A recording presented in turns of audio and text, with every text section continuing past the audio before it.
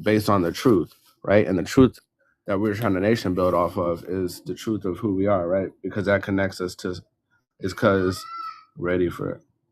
Oh yeah, that nigga. I wanna watch 13 Ghosts, because 13 Ghosts. That's one of the movies that I use to tell when I talk about like the universe and everything. I'll be like, yo, 13 Ghosts is the key to all kind of shit, right? But all right, let's go. The the elders didn't have to send us to the hospital for things. Oh, I know why I'm feeling like I'm in a rush, because my two oldest are taking a nap, but my youngest one isn't. And I just don't feel like they're all asleep. So when I know that, subconsciously I be feeling like I gotta do stuff. But they're taking, he's I don't know who's watching him. Either my mom or my brother. One of them are hanging out with him. But one of these people. But my son, my oldest son and my daughter, they're actually taking a nap. You know how grandmas do, they be saving children. He sees my grandma and he feels like the day is saved. He can do whatever the fuck he wants now. Right? Nah. The elders didn't have to send us to the hospital for things that weren't too serious. And that's because the medicine was in the yard. Not only was it in the yard and readily available for us, but our ancestors had their uses mastered. Our ancestors, being the descendants of medicine and wisdom manifested, were masters of the craft. And it's not until recent times that a lot of the wisdom has been lost, right? Do y'all remember the days where you used to go up to your family, or, your grandma, your mom, even your parents, maybe? There was a time where they're like, man, we ain't sending you no goddamn hospital. You better go rub some goddamn dirt on your knee. You know what I'm saying? You're gonna be all right. Y'all remember that? There was a time where, we didn't go to these facilities because the medicine was all around us, right? The erasure of this wisdom was systematically set into play and has been in play for a very long time. I was able to find evidence of this systematic erasure of our cultural wisdom, and I will present it to you here, right? And then in my initial book, right, you are aware of the meaning behind culture, right? Culture is a direct connection to the medicine, since medicine deals with plants and herbs and culture deals with preparing the earth for crops, right? That's what the etymology of culture is. Culture is tilling the earth and preparing it for crops, right? So when they say you don't have no culture, but you know how to dance, you know how to sing, you know how to make music, you know how to innovate all kind of things, what culture do you think they're talking about? I promise you they're not talking about dancing and singing, because these niggas know that you do that shit all the time. Right? You don't have no culture as in you don't have no land. You don't have no culture as in you don't take care of no land, right? This is from Demonology of King James, right? A lot of people talk about the demonology of King James and they say, oh, that's the reason why I don't read the Bible. But it's really because they haven't even read the demonology of King James. And and they don't know what that shit is about either, right? I say improve by diverse arguments that witches can, by the power of their master, cure and cause diseases, right? Cure and cause diseases. Now, one of the things when we're dealing with these people, we know that what do they like to do? They like to practice. They like to practice medicine. They don't they haven't mastered it yet, right? They like to do a whole lot of practicing and shit like that. I don't even know what practice means. Let's see.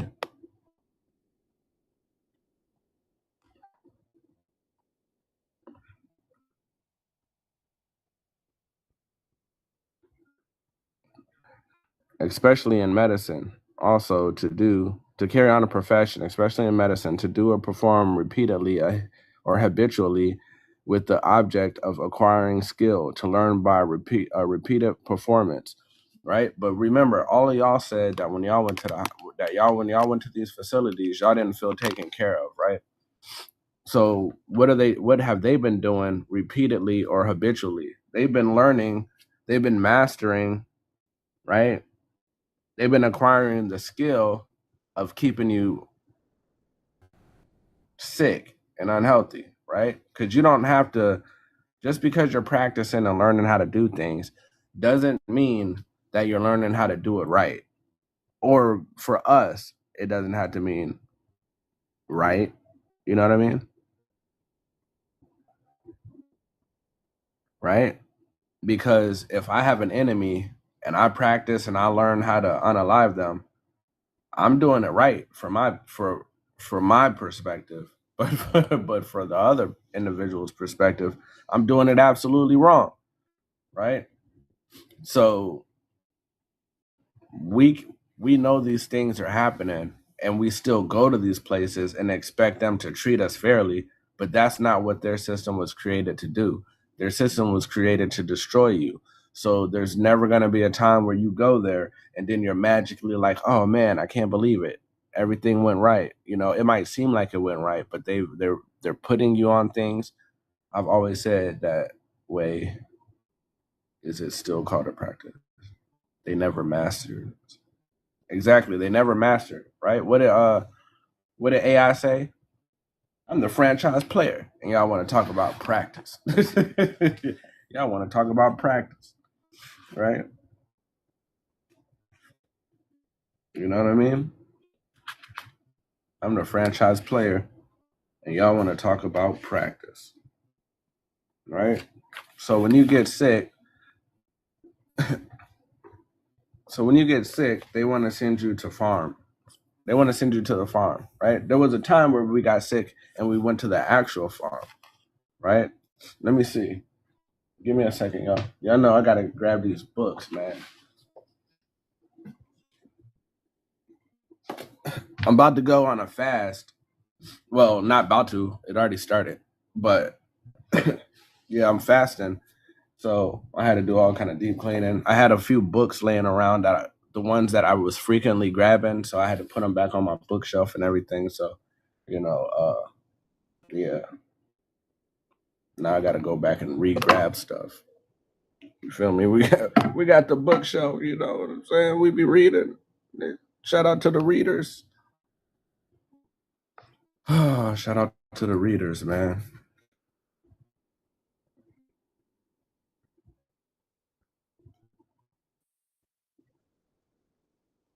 Right?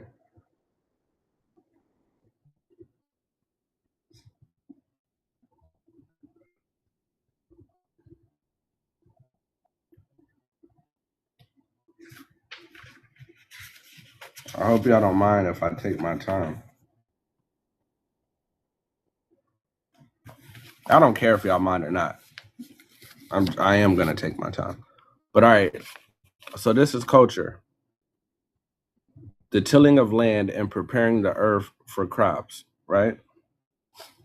The tilling of land and preparing the earth for crops, right? All these things are important, right? So there was initially a farm that we would go to. There was land we would go to, and all of our medicine was there. All of the herbs, the healing of a nation was there, right? And we could just go in the backyard. We could go to a farm. We could go to a farmer's market. We could go to all these different places and get these different herbs that are healing, right? That really heal you, though. You know, because if you get an illness, and do your parents want to just hide it or do they want to get rid of it forever? If your parents were your doctors, do you think that they would be trying to get rid of your stuff or would they just try to keep it at bay and make you come back over and over again? Right? Exactly. They'd want to get rid of it forever, right? And there's only one way to do that, right? But if there's people that exist that don't want you doing that, then you're going to see things like this happen. In 1910, nearly 1 million black farmers in the U.S. owned a total of 15 million acres. This is about farmland. 15 million acres. By 1969, they held only 6 million acres. But in 1920, blacks owned 14% of the nation's farms. Today, there are only 18,000 black farmers representing less than 1% of all farms, right? That sounds strategic, right?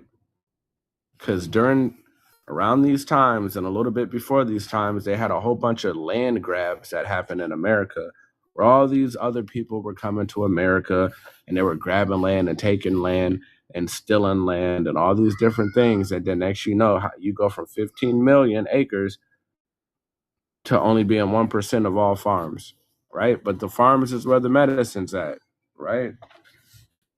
So of course this shit is strategic, right?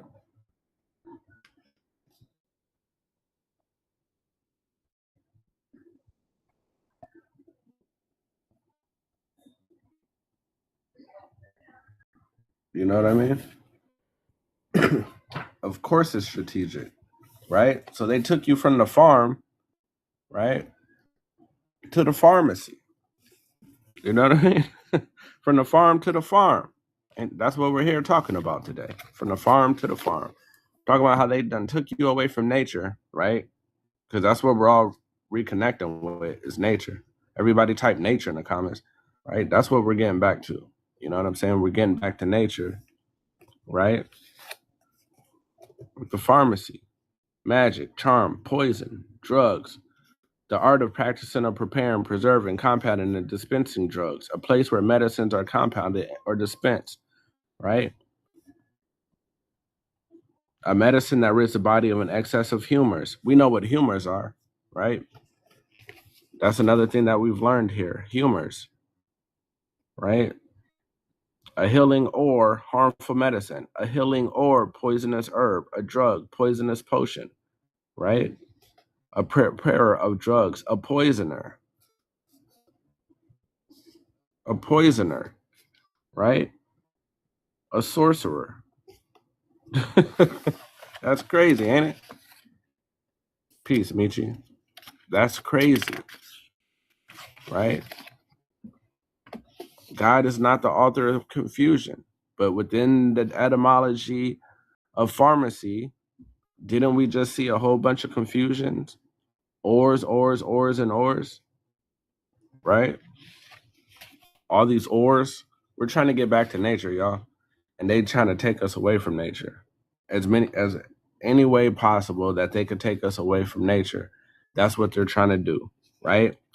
So in the demonology of King James, they talk about how the devil is God's hangman and God is always the first cause, right? Indeed, these things are true, right? Remember, God is the first cause, right? I don't know if y'all can see. Remember, God is the first cause. And in the vast majority of today's medicines, you will find that there is a natural source at the base of it. I have a beautiful willow tree in my backyard right now that has leaves and bark that I can use as pain reliever, and the aspirin companies are aware of this as well. It was found on Egyptian papyrus that the use of willow tree leaves treated inflammation. Now, the treatment of inflammation is very important, y'all. This treatment is successful because both the bark and the leaves of the willow tree contain salicin. Salicin is converted by the body into salicylic acid, which is found in aspirin. And this is a perfect example of God being the first cause. And what is God? God is nature. Nature is the first cause, right? Peace, Nikki. How you doing? Right? I'm telling y'all.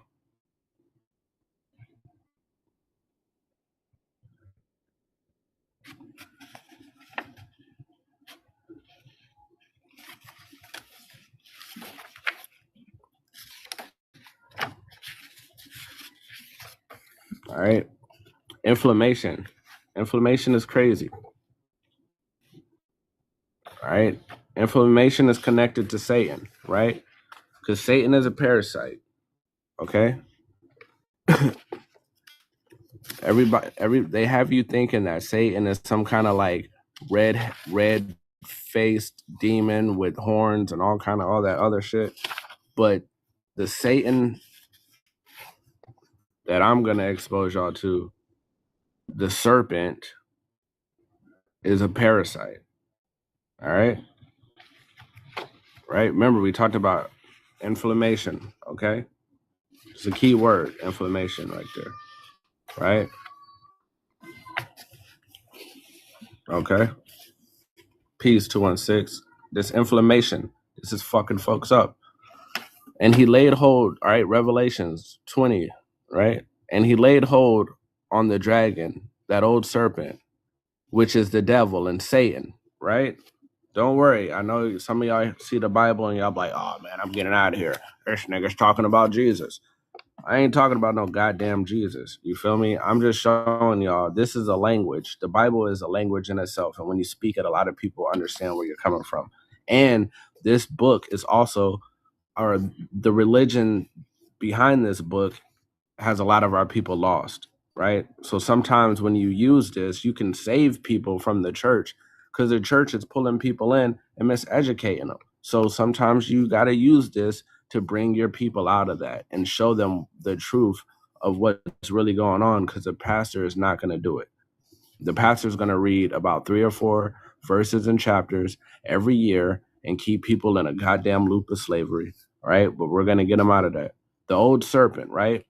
Now, this is the etymology of herpes, right? Any inflammatory, right?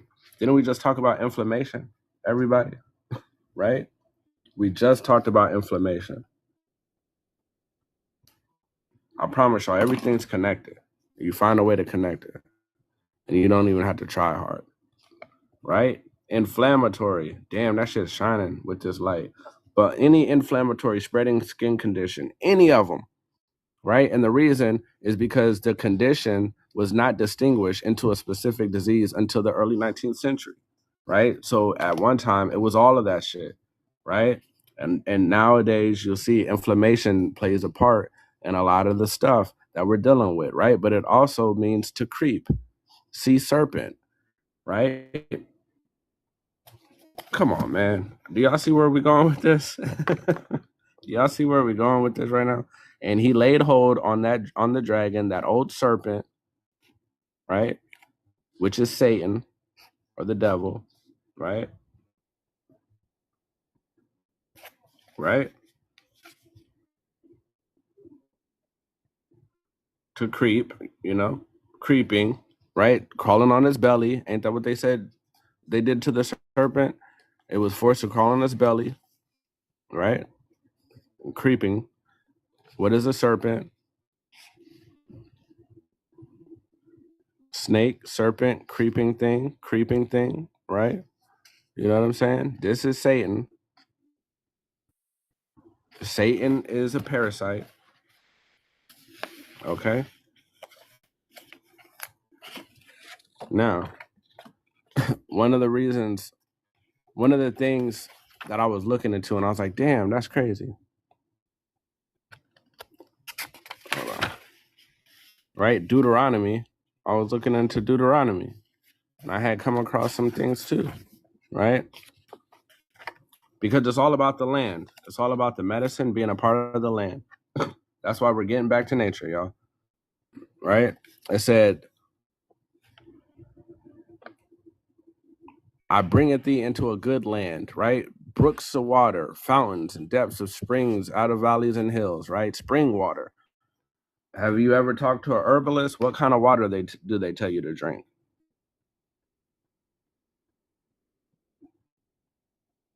Does anybody know what kind of water a herbalist is going to tell you to drink? Living water, spring water. You know what I'm saying? I'm telling y'all, this shit is too easy. Once you start to really pay attention and realize what you're really dealing with, you're like, oh shit, god damn, and it's been right in front of our face, right? Spring water, right? Barley and vines and figs, pomegranates, olive oil, honey, right?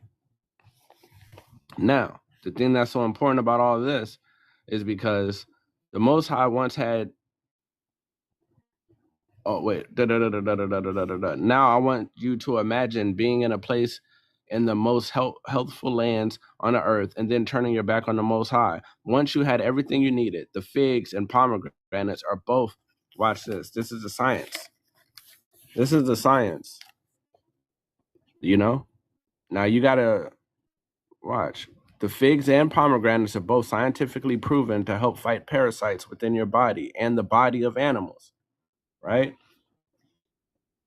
Ain't that up there? Ain't that what it's talking about? Olive oil slows down the reproduction of parasites, and honey mixed with papaya seeds has been proven to rid the body of parasites as well. So does this sound like abundance just for no reason, or does it sound like, yo, God telling you, hey, I kind of put you in a land full of the shit to kill parasites. So why don't you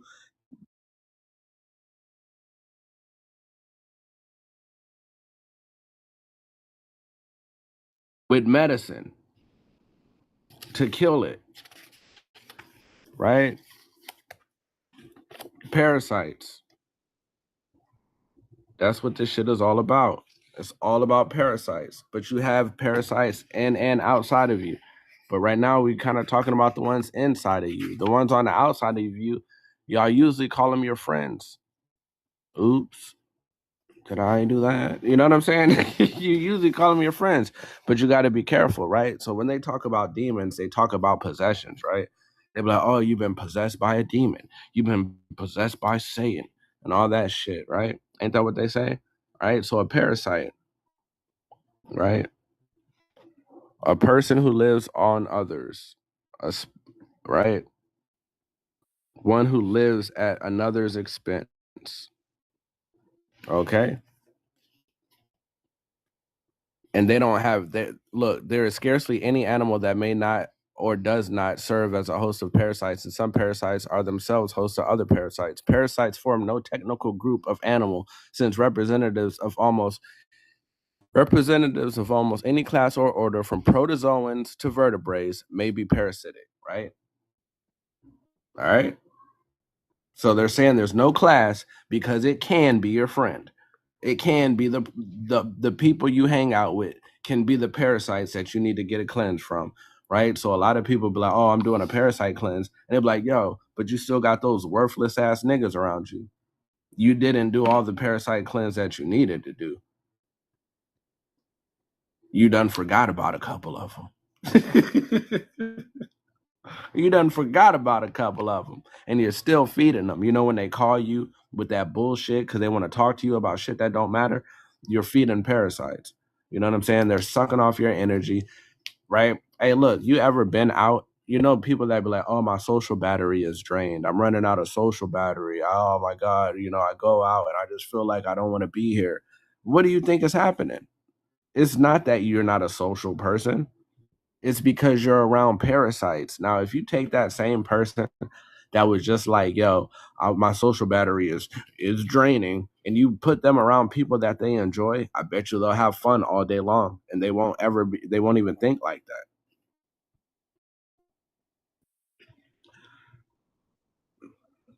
I know y'all know that because a lot of y'all are antisocial, or you feel like you are, until you get around people you want to be sociable with.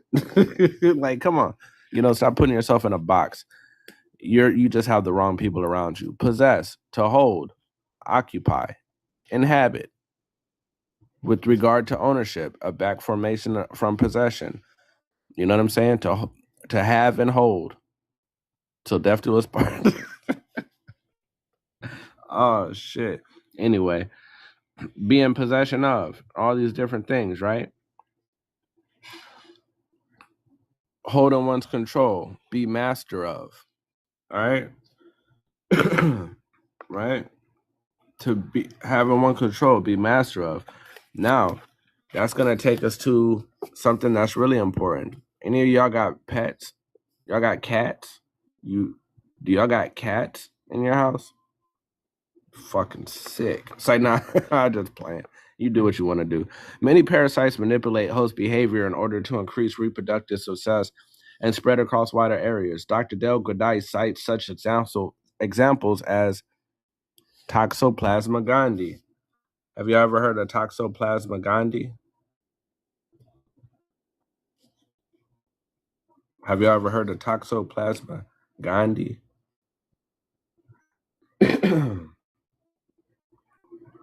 All right. This is important, which hitches a ride in a rat and induces epigenetic changes. This is, listen, y'all, man, oh man, in rodents, amygdala. Y'all ever heard of an amygdala?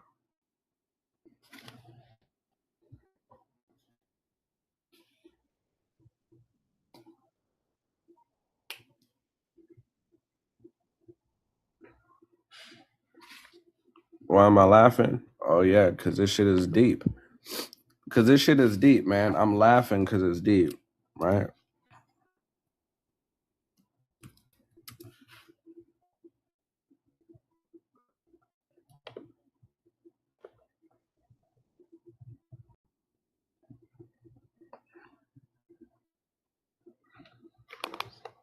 Right? Don't that look important? Don't that look important?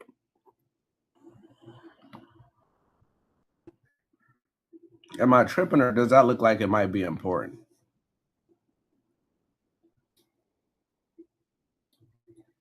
I know. Y'all are like, we're not rodents though. I get it.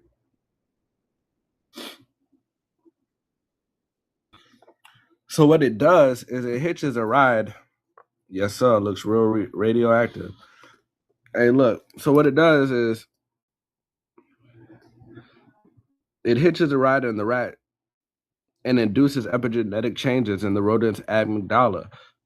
These changes diminish its predator aversion around cats.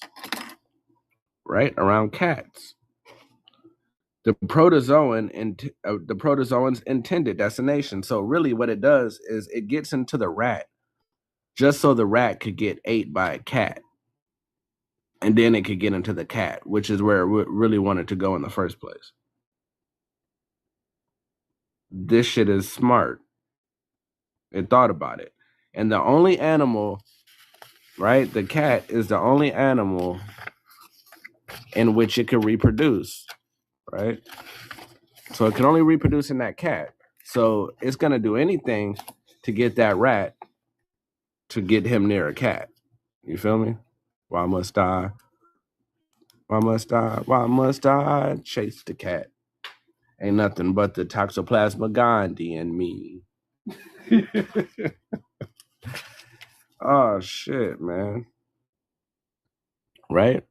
A side effect, it can as a side effect, it can infect humans.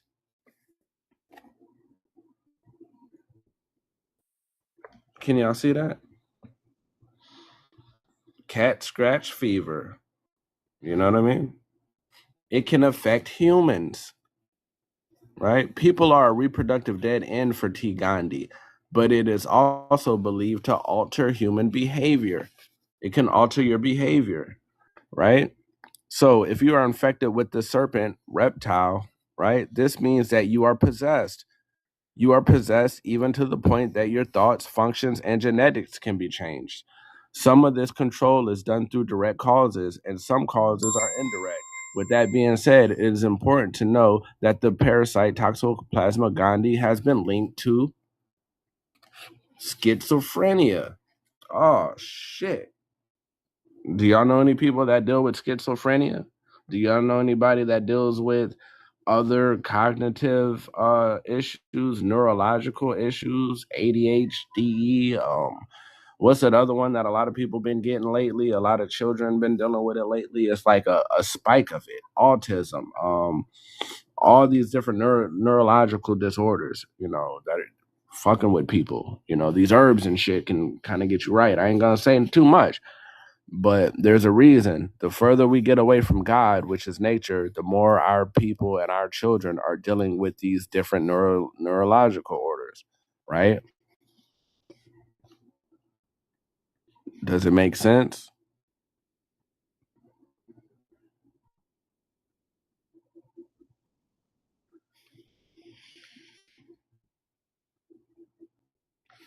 right?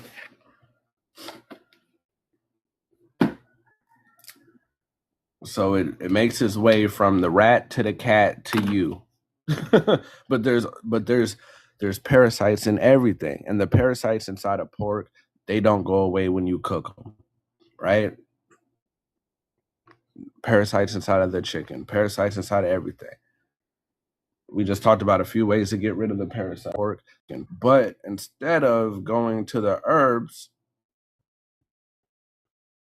we always find ourselves at the pharmacy. We always find ourselves at the pharmacy. Now, ladies, what I was saying earlier when the live first started was I'm convinced that the hospital to our women is what the prison system is to our men. Would y'all agree that the hospital, the medical system, the medical field is to our women what the prison system is to our men? Right?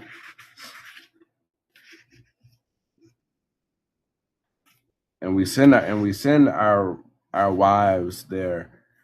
You know, some of you deadbeat dads will let your woman go to the hospital and have a baby in there all by herself. You won't even show up because you got a bitch ass attitude. And you think that just because she made you mad, you shouldn't be there to protect your children.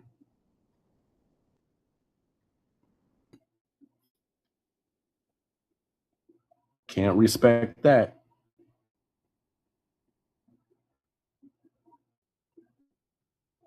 Can't respect that at all. You know what I'm saying? You gotta always think about the children. When I had when my children were born, I didn't let them take them into those little rooms and shit. I was just like, yo, you know, we're good. I'm gonna stay up all night. You know, we'll take turns, whatever we gotta do. You know what I'm saying? But they're good in here. You know what I'm saying? If you need to deal with my children, you come in this room and you can deal with them. You know, I didn't have the opportunity or, you know, didn't take advantage of opportunities to have them at home or anything like that. So I can't even give y'all an idea of how that shit goes because I wasn't able to do it. But what I did do is I was there and, you know, I held my babies and did the skin to skin and all that beautiful shit. And but to me, while it was happening, it was so crazy because it was like, yo, every 5 minutes, these motherfuckers is in here. You want us to take the baby? God damn. No. I told y'all, we're good. You wasn't showing live. I was about to. Oh yeah, you know, this ain't the kind of live they promote. You feel me? This ain't the kind of live they promote. You know, and this ain't the kind of live a lot of people stay in because we don't do fuck shit. We just talking about some real shit. You know what I'm saying? TikTok ain't about to send this live out to hundreds and thousands of people. This nigga's talking about not going to the doctor. Yeah, you see, this kind of topic, they ain't about to show this shit to nobody. Look, I feel like they came to the room 10 to 15 times every 2 hours. We'll take the baby if you need us to. I'm wide awake. I'm standing up, walking around the room, watching TV, and they're like, we could take the baby if you need. Damn. How many times I gotta tell y'all no? It's not even a new nurse coming. It's the same nurse. I said we good. Oh, we think mother should get some rest. She's asleep. I'm here. I'm not her brother. I'm not like her son. These are my babies. They gonna be all right. We gonna be straight. You know what I'm saying? When we get home, we gonna have to stay up with them all night anyway. Might as well get some practice now while we're here. You feel me? But they got you fucked up, right? Because we all trying to get back to nature. They'll want to take you from the farm to the pharmacy, right? The reason why they want to take you from the farm to the pharmacy is because they want to give you alternatives. They don't want you to deal with God, right? Because what do we have in common with the infinite, y'all? Nature. nature in common with the infinite. That's what we have in common with God, nature. So they want to give you a fake God, right? If nature is God and they give you an alternative, then that means they give you a fake God. And you find that fake God in the pharmacy, right? Alter, to change or to make someone or something change. Native animals or plants live or grow naturally in a place and have not been brought from somewhere else, right? So they're alternative, but native equals nature, right? So they're altering nature. They're fucking with God. They gave you a new God, and you wonder why you're sick, right? They gave you a new God, and you wonder why you're sick all the time. Hey, anybody, put a 1 in the comments. Put something in the comments. Put a 1 in the comments. If you got herbs in your house, you got herbs and spices. If you do any kind of rituals, you know what I'm saying, or anything like that, right?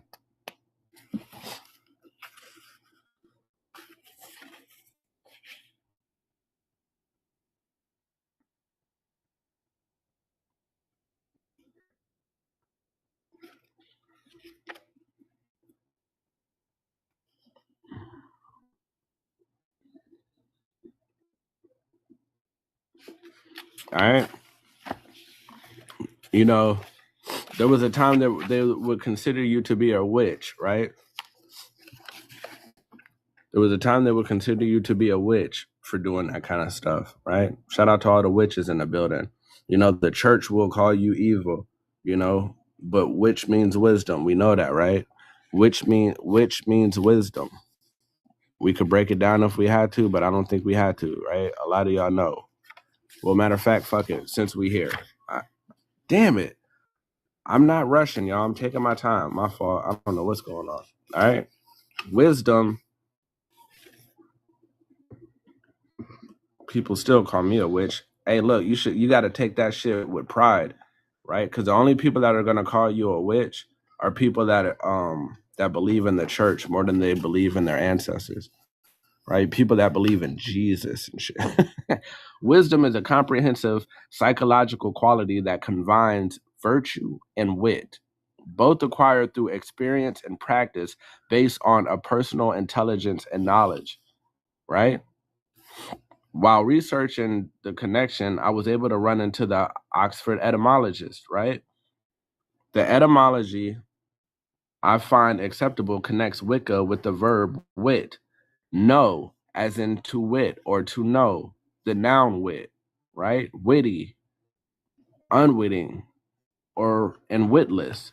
Yet, this derivation, arguably the best we have, is not flawless either. It presupposes the existence of Witya, the form that later developed into.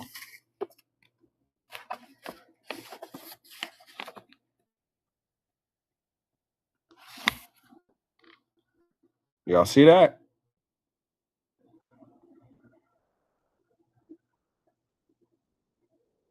Which, right? So now we're able to see the connection between wisdom, wit, and witch.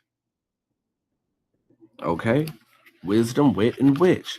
What is a witch? A witch is she who knows. she who knows. All right. So look, a wise woman, exactly. Which are we trying to find? You know what I'm saying? A wise woman, she who knows, right? That's what a witch is, right?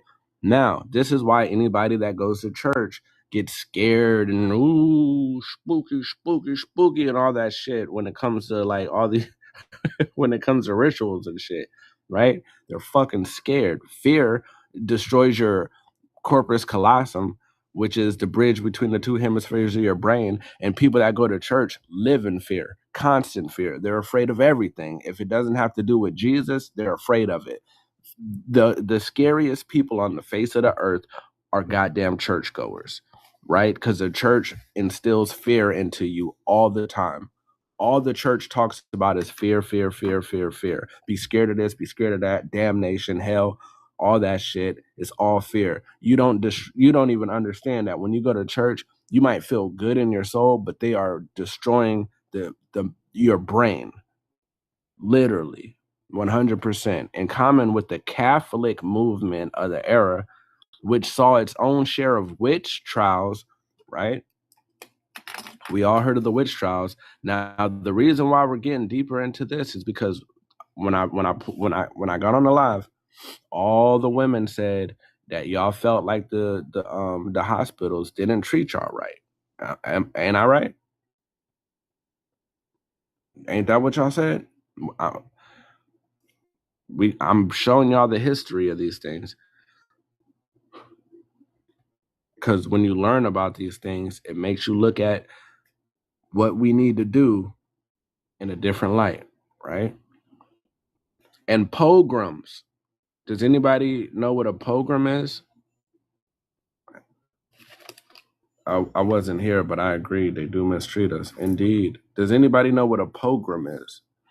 Against herbalists. Put a 1 in the comments if you're a herbalist. Put a 1 in the comments if you're a herbalist or you do ritual working.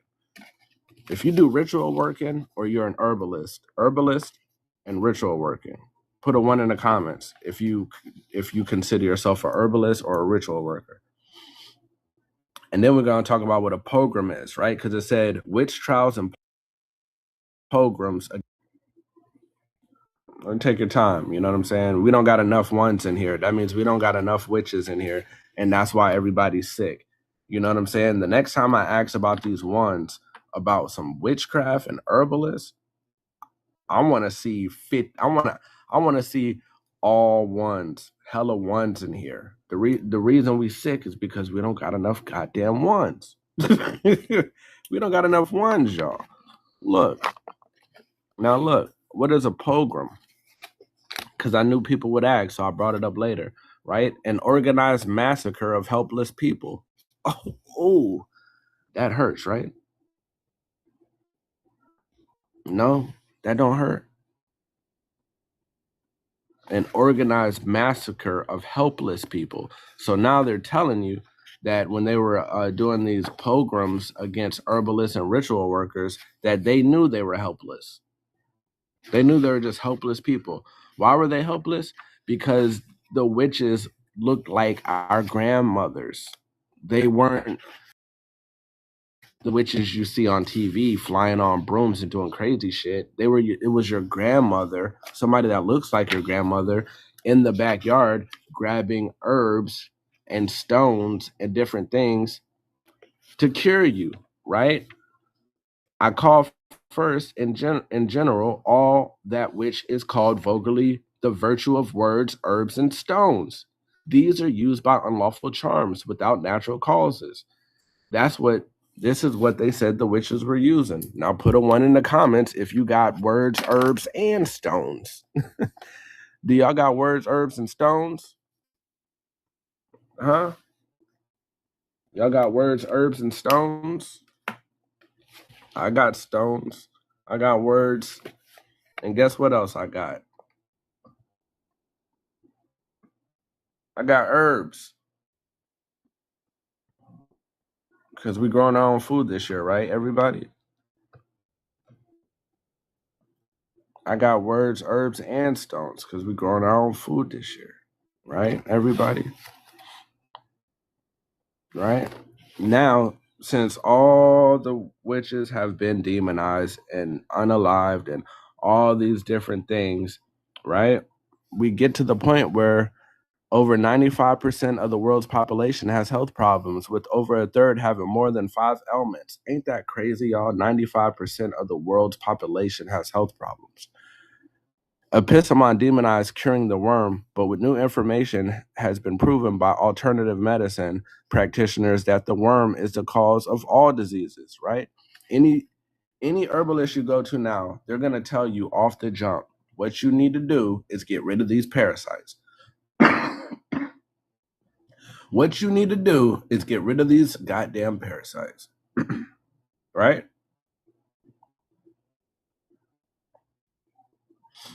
Now, Black women in the U.S. experience higher rates of hospital-based suffering and mortality, particularly in maternal care, due to deep-seated systematic racism, implicit provider bias, and chronic stress-induced health decline known as weathering. Studies show that Black women are 53% more likely to unalive in the hospital during childbirth, even when accounting for income or insurance, right?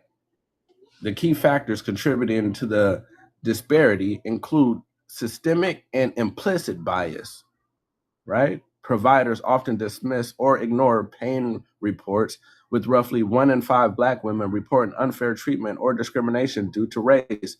Have y'all ever dealt with them ignoring your pain reports? Ooh, that hurts. I don't feel comfortable. Please come to my room. And they ignore you, or they try to brush it off and say, "Oh no, that's normal." They'll tell y'all, "Oh, that's normal. You're supposed to feel like that. It'll be okay." Da da da da da. They're lying to you. It's not normal. It's not normal. That's not how it's supposed to go. They're just telling you that. They're just telling you that. You think they go into these other rooms and tell these other nations of women, "Oh, that's normal." It's like, "Oh, I got a pain in my lower back. You know what I'm saying? I think I need another whatever medicine, or maybe I need you to roll me over or move me, adjust me because I could feel pain in my back." Oh, it's normal to feel that pain. You know what I'm saying? Do y'all really think that shit is normal? Shit ain't fucking normal. Yo, move me. Roll me over. Give me some goddamn, whatever it is y'all got back there. But instead of giving y'all the shit y'all need, they're gonna give the other nations, the women, that hard shit. They're gonna give you an aspirin,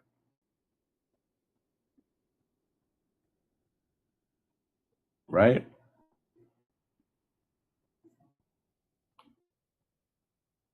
Am I lying? Black women are twice as likely than other women I can't see, that a health provider ignored them or refused to respond to requests for help in a reasonable amount of time.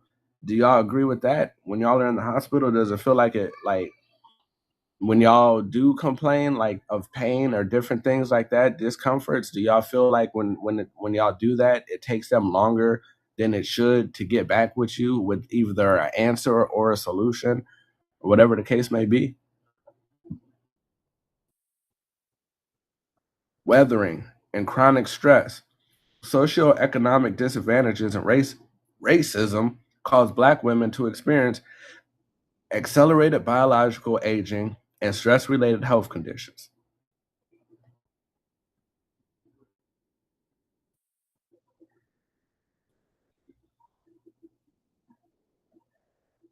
How do y'all feel? Socioeconomic disadvantages and racism cause Black women to experience accelerated biological aging and stress-related health conditions. They make it seem like we're overreacting. Uh, I can only imagine. Or they prescribe something, or they try to prescribe something something that's going to make it even worse, something that's going to destroy you. You know what I'm saying? They're going to give you some bullshit, right? Because we already looked up what a pharmacy is. It's a poisoner. you know Black women are more likely to deliver in lower quality hospitals with higher rates of severe maternal morbidity, right? Historical A history of medical abuse and unethical experimentation, such as the coerced sterilization of poor Black women and experience on enslaved women, feeds a reasonable distrust, right? So they've been practicing, right? Then they gaslight us or use microaggressions. Hey, look, one thing that I do know is I was so happy that I was in there with my children. You know what I'm saying? Because they were being microaggressive. And if it wasn't, and I'm not saying that their mother is weak or anything like that, but after you just have a baby and you're tired of shit and they got you on these medicines You know what I'm saying? And all kind of shit is going on, and they're being like a little microaggressive and trying to snatch your baby. Hey, look, man, you could get taken advantage of in that place. You know what I'm saying? You're tired. These people are threatening you, making you feel unsafe and uncomfortable. They come in there, and sometimes they be coming in the room, and it'd be like five of them, and they just be hovering over you. You just had a baby, and you got five of these strange ass people hovering over you, trying to make you sign this, make you sign that, asking you questions. They're being racist. Where's the father? I bet you they're doing all that weird ass shit, and then they're saying, "Oh, we'll take the baby." You know what I'm saying? Like treating you like shit.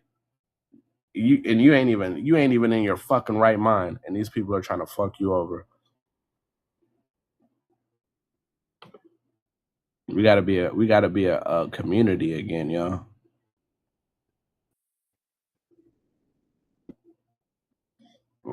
It goes into this situation, right? My husband was there for mine. He wouldn't let them take my son either. Hey, look, I wasn't playing around. I wasn't being no like, hey motherfuckers. But I was like, yo, we're good. But I did have to. Hey, look, there was one time that they said they had to take my baby into the little room and like I guess weigh him and like do some other shit. But I was standing in the window. I was like I stood there and I just watched everything that was happening. I never took my eye off my son. You know what I'm saying? Never took my eye off my daughter. Never took my eye off my son. None of that shit. We gonna be here. Y'all could get annoyed. I know y'all are annoyed because y'all just want to work in peace. Y'all might not even be the bad doctors or the bad nurses. Y'all might not have been them ones. Y'all could have been the good ones. But I'm here, and every time you look back, I'm gonna be watching. You know what I'm saying? Historical and systematic mixed diagnosis and abuse of black women. J. Marion Sims, considered the father of modern gynecology. The father. So if the father of something is wrong, then how are the children gonna be? If the father of something is wrong and creates a fucked up system, right? Then what do you think is gonna happen with the children? They're going to be fucked up too, right? The father of modern gynecology, Sims performed experimental surgeries on enslaved black women in the mid 1800s, including Anarcha and Lucy, without anesthesia, based on the racist belief that black people felt less pain, right? So the reason why when you're in the hospital and they're still acting like, oh, they'll be all right. Oh, it's normal. Oh, you're okay. Oh, we're gonna give you an aspirin instead of this stronger medicine is because they still treat you like this. I was so glad to see my baby girl had a birthmark when born.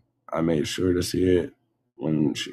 Oh yeah, like so that they couldn't do no swap outs.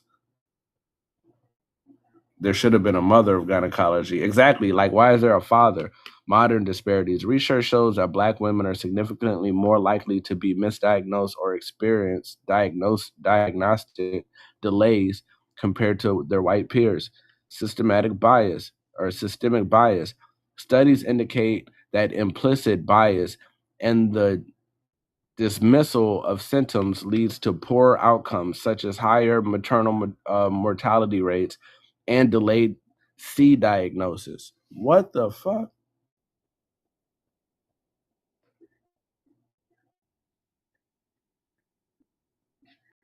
Now look at this overall risk.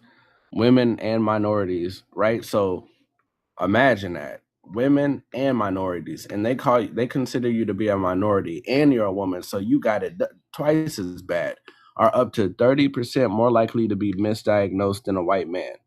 Delayed care. Black women with conditions like breast C face a higher risk of delays in diagnosis and treatment. This shit is documented. This isn't even like fake information. This is documented information, y'all. Right?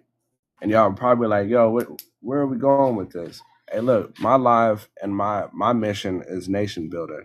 right? So can y'all imagine where I'm going with this? We need a nation built. There's no way to get out of this kind of situation. There's no way to get out of that unless you create your own nation where that will never be the case, right?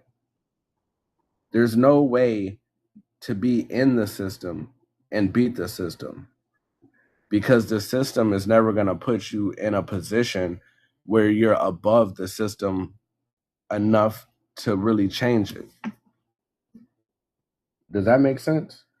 The only way to do it is to get out of it and create something new that benefits your people. That's the only way to that's the only solution. The only solution is to create something that benefits your people. Otherwise, you're gonna have to, instead of being able to fix things, you're gonna be one individual fighting against the whole entire system.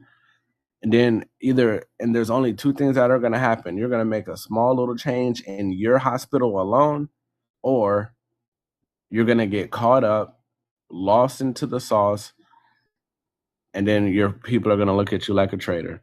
Cases include women being told it's all in their heads or having serious, sometimes fatal conditions ignored.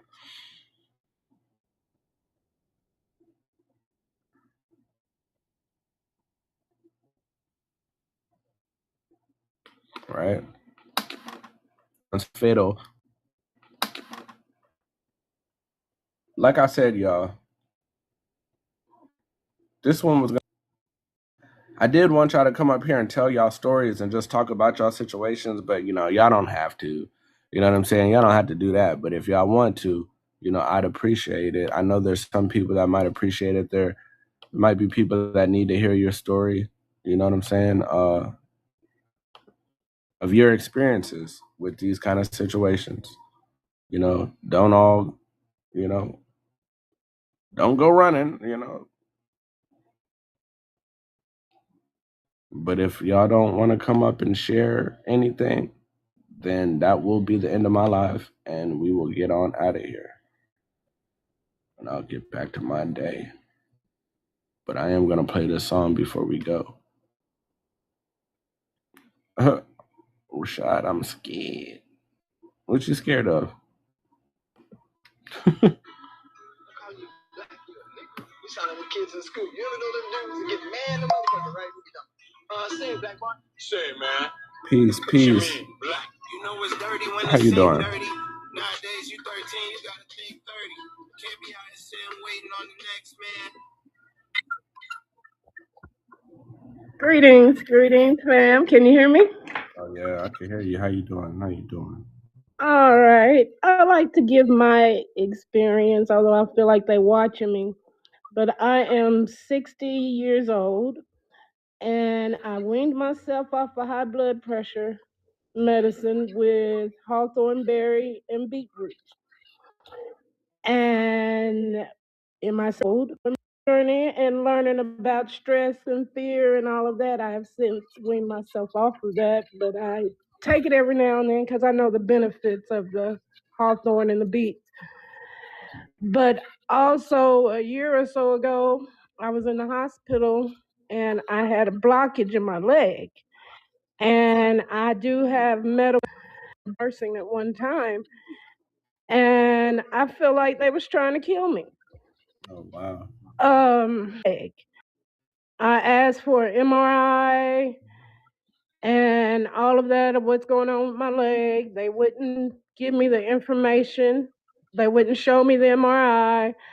They wanted for me to just go ahead and have a surgery, and the doctor would go in and put a stent in this and this. But I'm allergic to sulfur, nickel. I have a reaction to titanium. So I said no.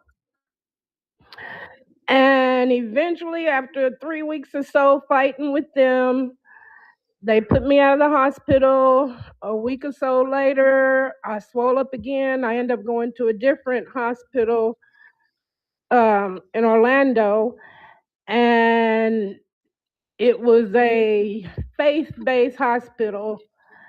And I felt the energy when I went in. I felt different, you know.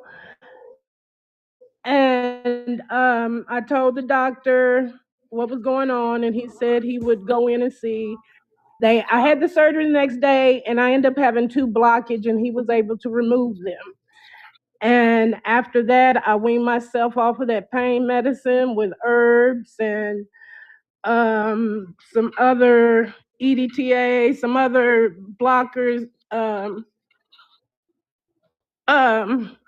just some other, like calcium blockers and stuff like that. So I feel like, yeah, we need to get back to nature. I do not eat meat. I haven't eaten meat in 5 years or so. I'm vegetables. I'm weaning myself off of fish.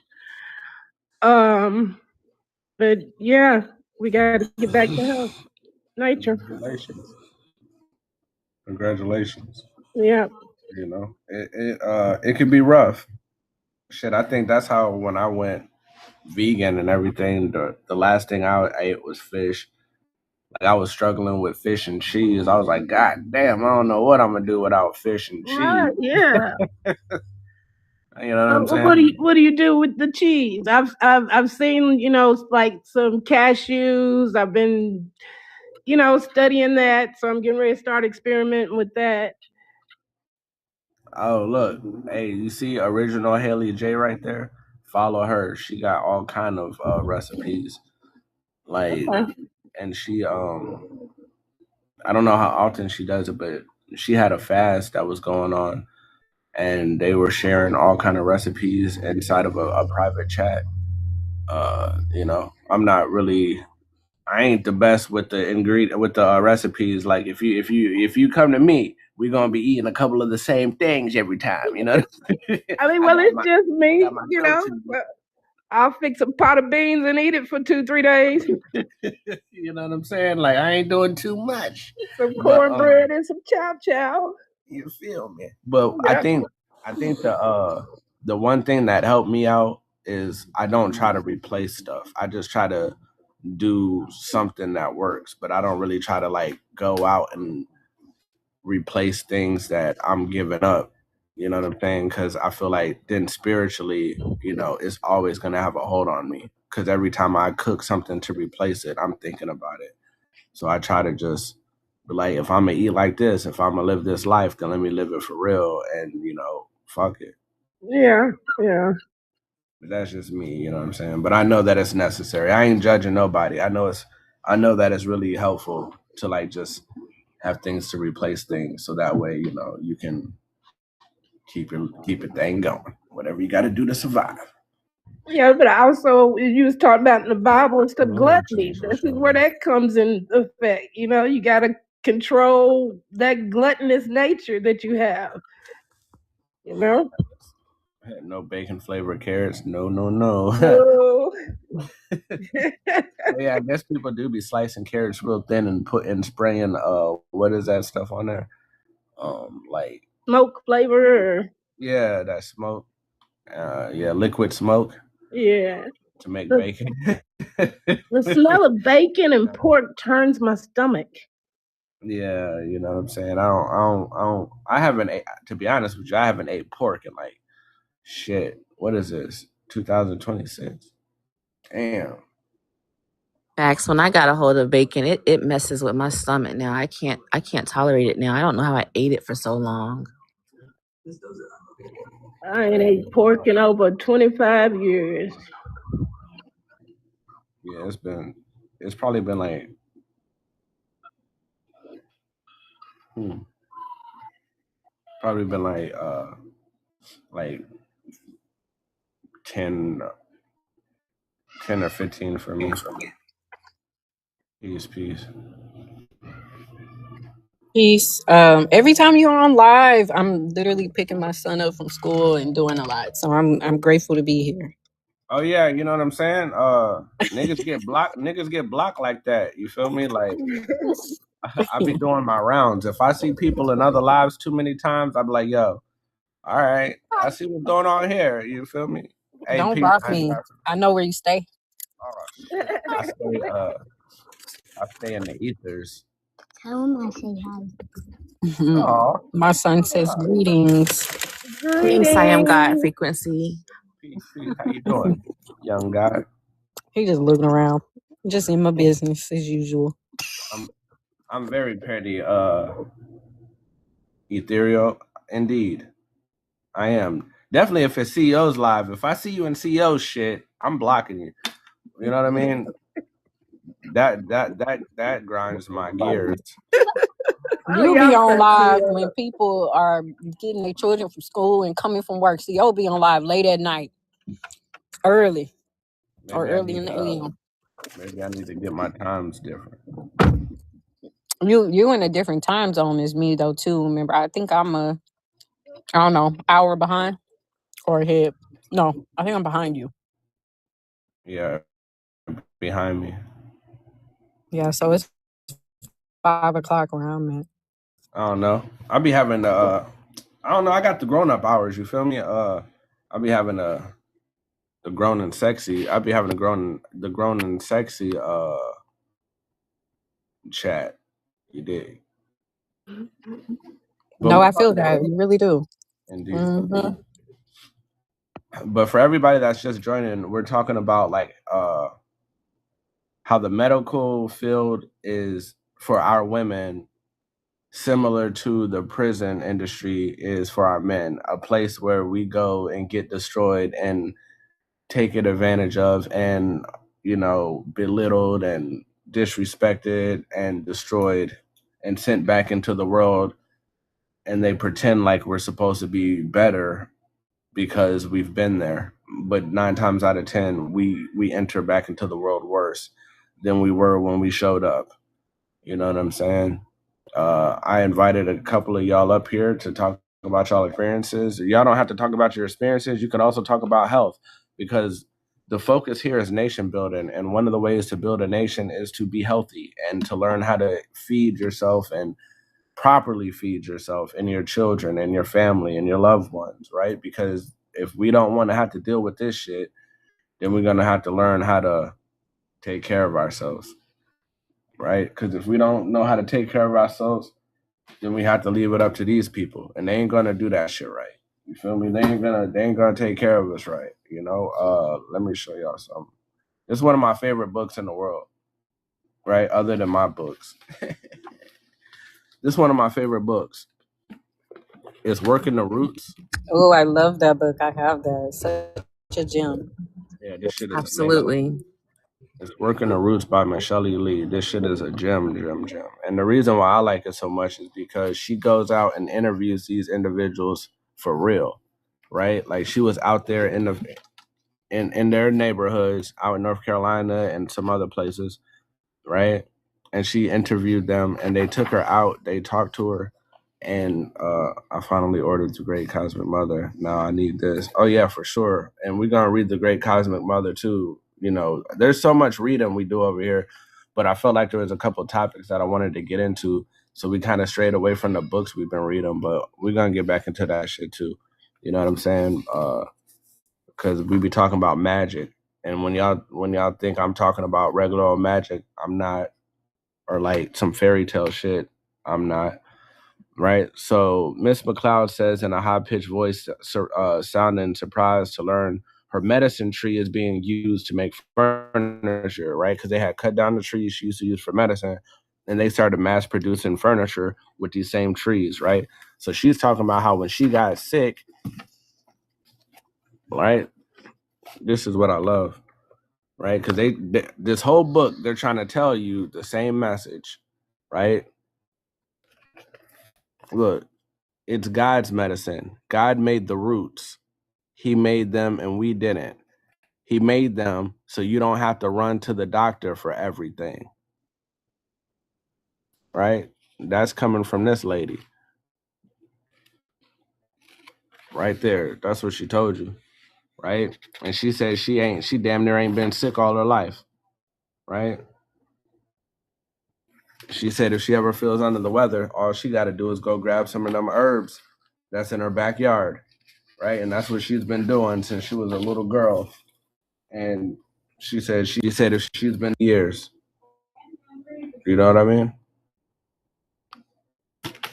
So y'all can feel free to say what y'all gotta say. You know what I'm saying? I already pretty much gave my spiel, right?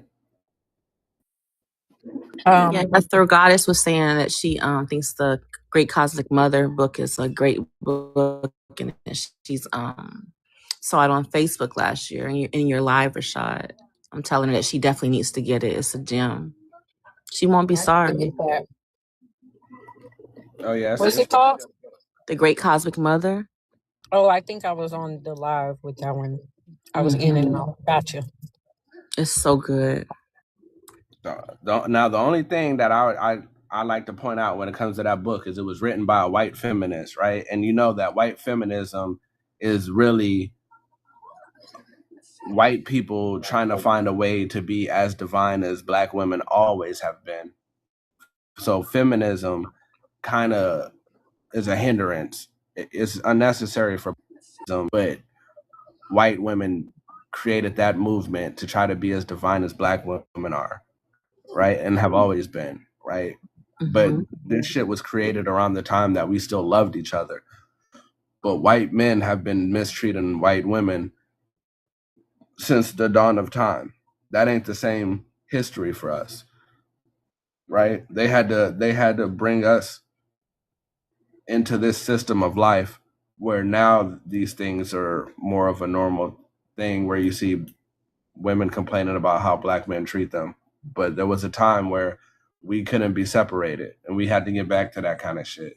You know what I'm saying? There was a time where we had our own communities and we were healthy, happy, and loving each other. And that's what we're trying to rebuild. You know what I'm saying?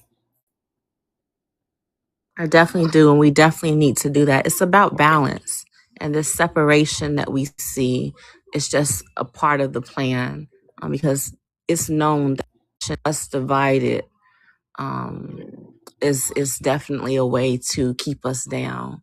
But when we're definitely stronger together than we are apart. Exactly. Definitely when we reconnect with the knowledge of like these plants and these herbs and everything, and then our families are healthy and we can really rely on each other the way we're supposed to, and we don't have outside influences keeping us sick and suffering. I mean, then we become unstoppable, and they know that shit. They know that we can be unstoppable. I want to show y'all this book that I have too as well. Let me see. So, other than Rashaud's books, this is one of my favorite book right here, The Spiritual Herbalism. Hold on, y'all. My phone about to die for real. I'll come right back. Okay.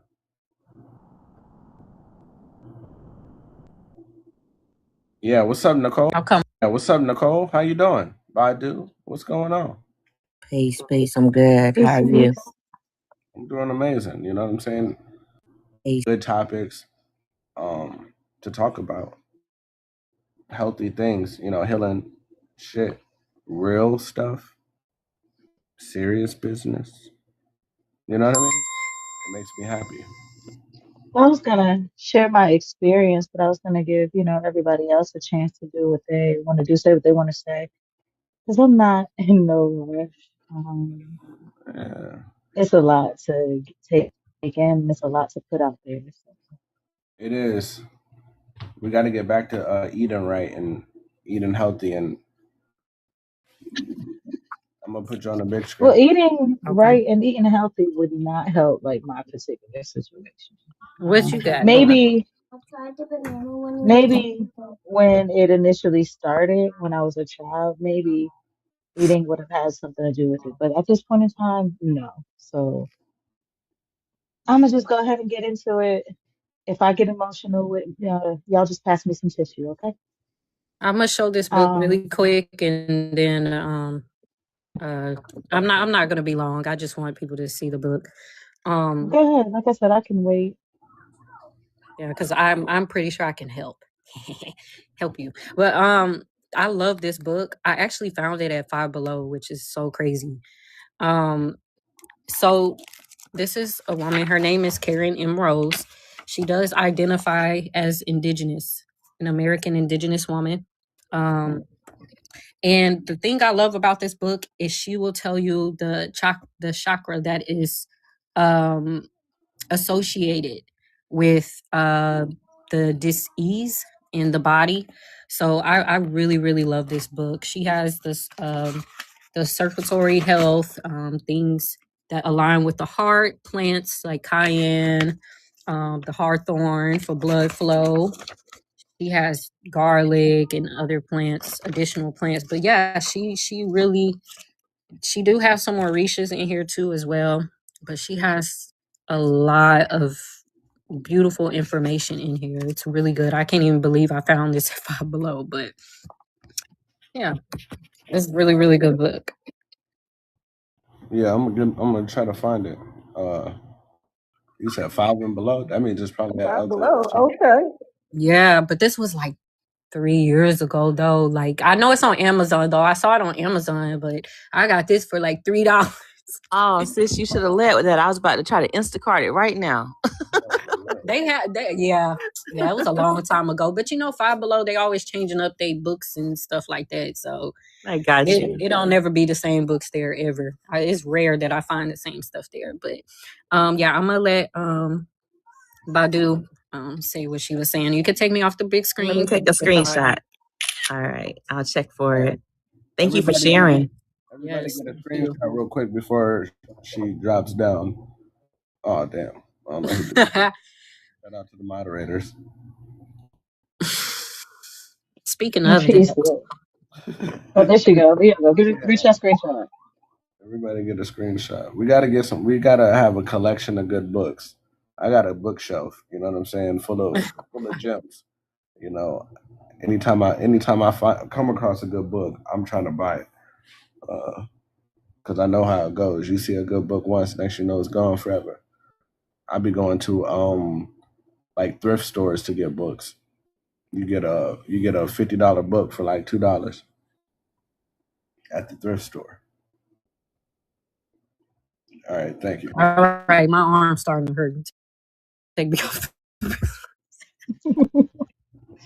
Thank you guys for all the gifts. Look, I love y'all, but it's not an ailment. Nothing needs to be healed. Let me just get into it because, like I said, it started when I was. Let me just get into it because, like I said, it started when I was younger, when I was a little girl, and maybe I could have been healed back then, but it is what it is now. Like I said, 9, I was misdiagnosed with appendicitis.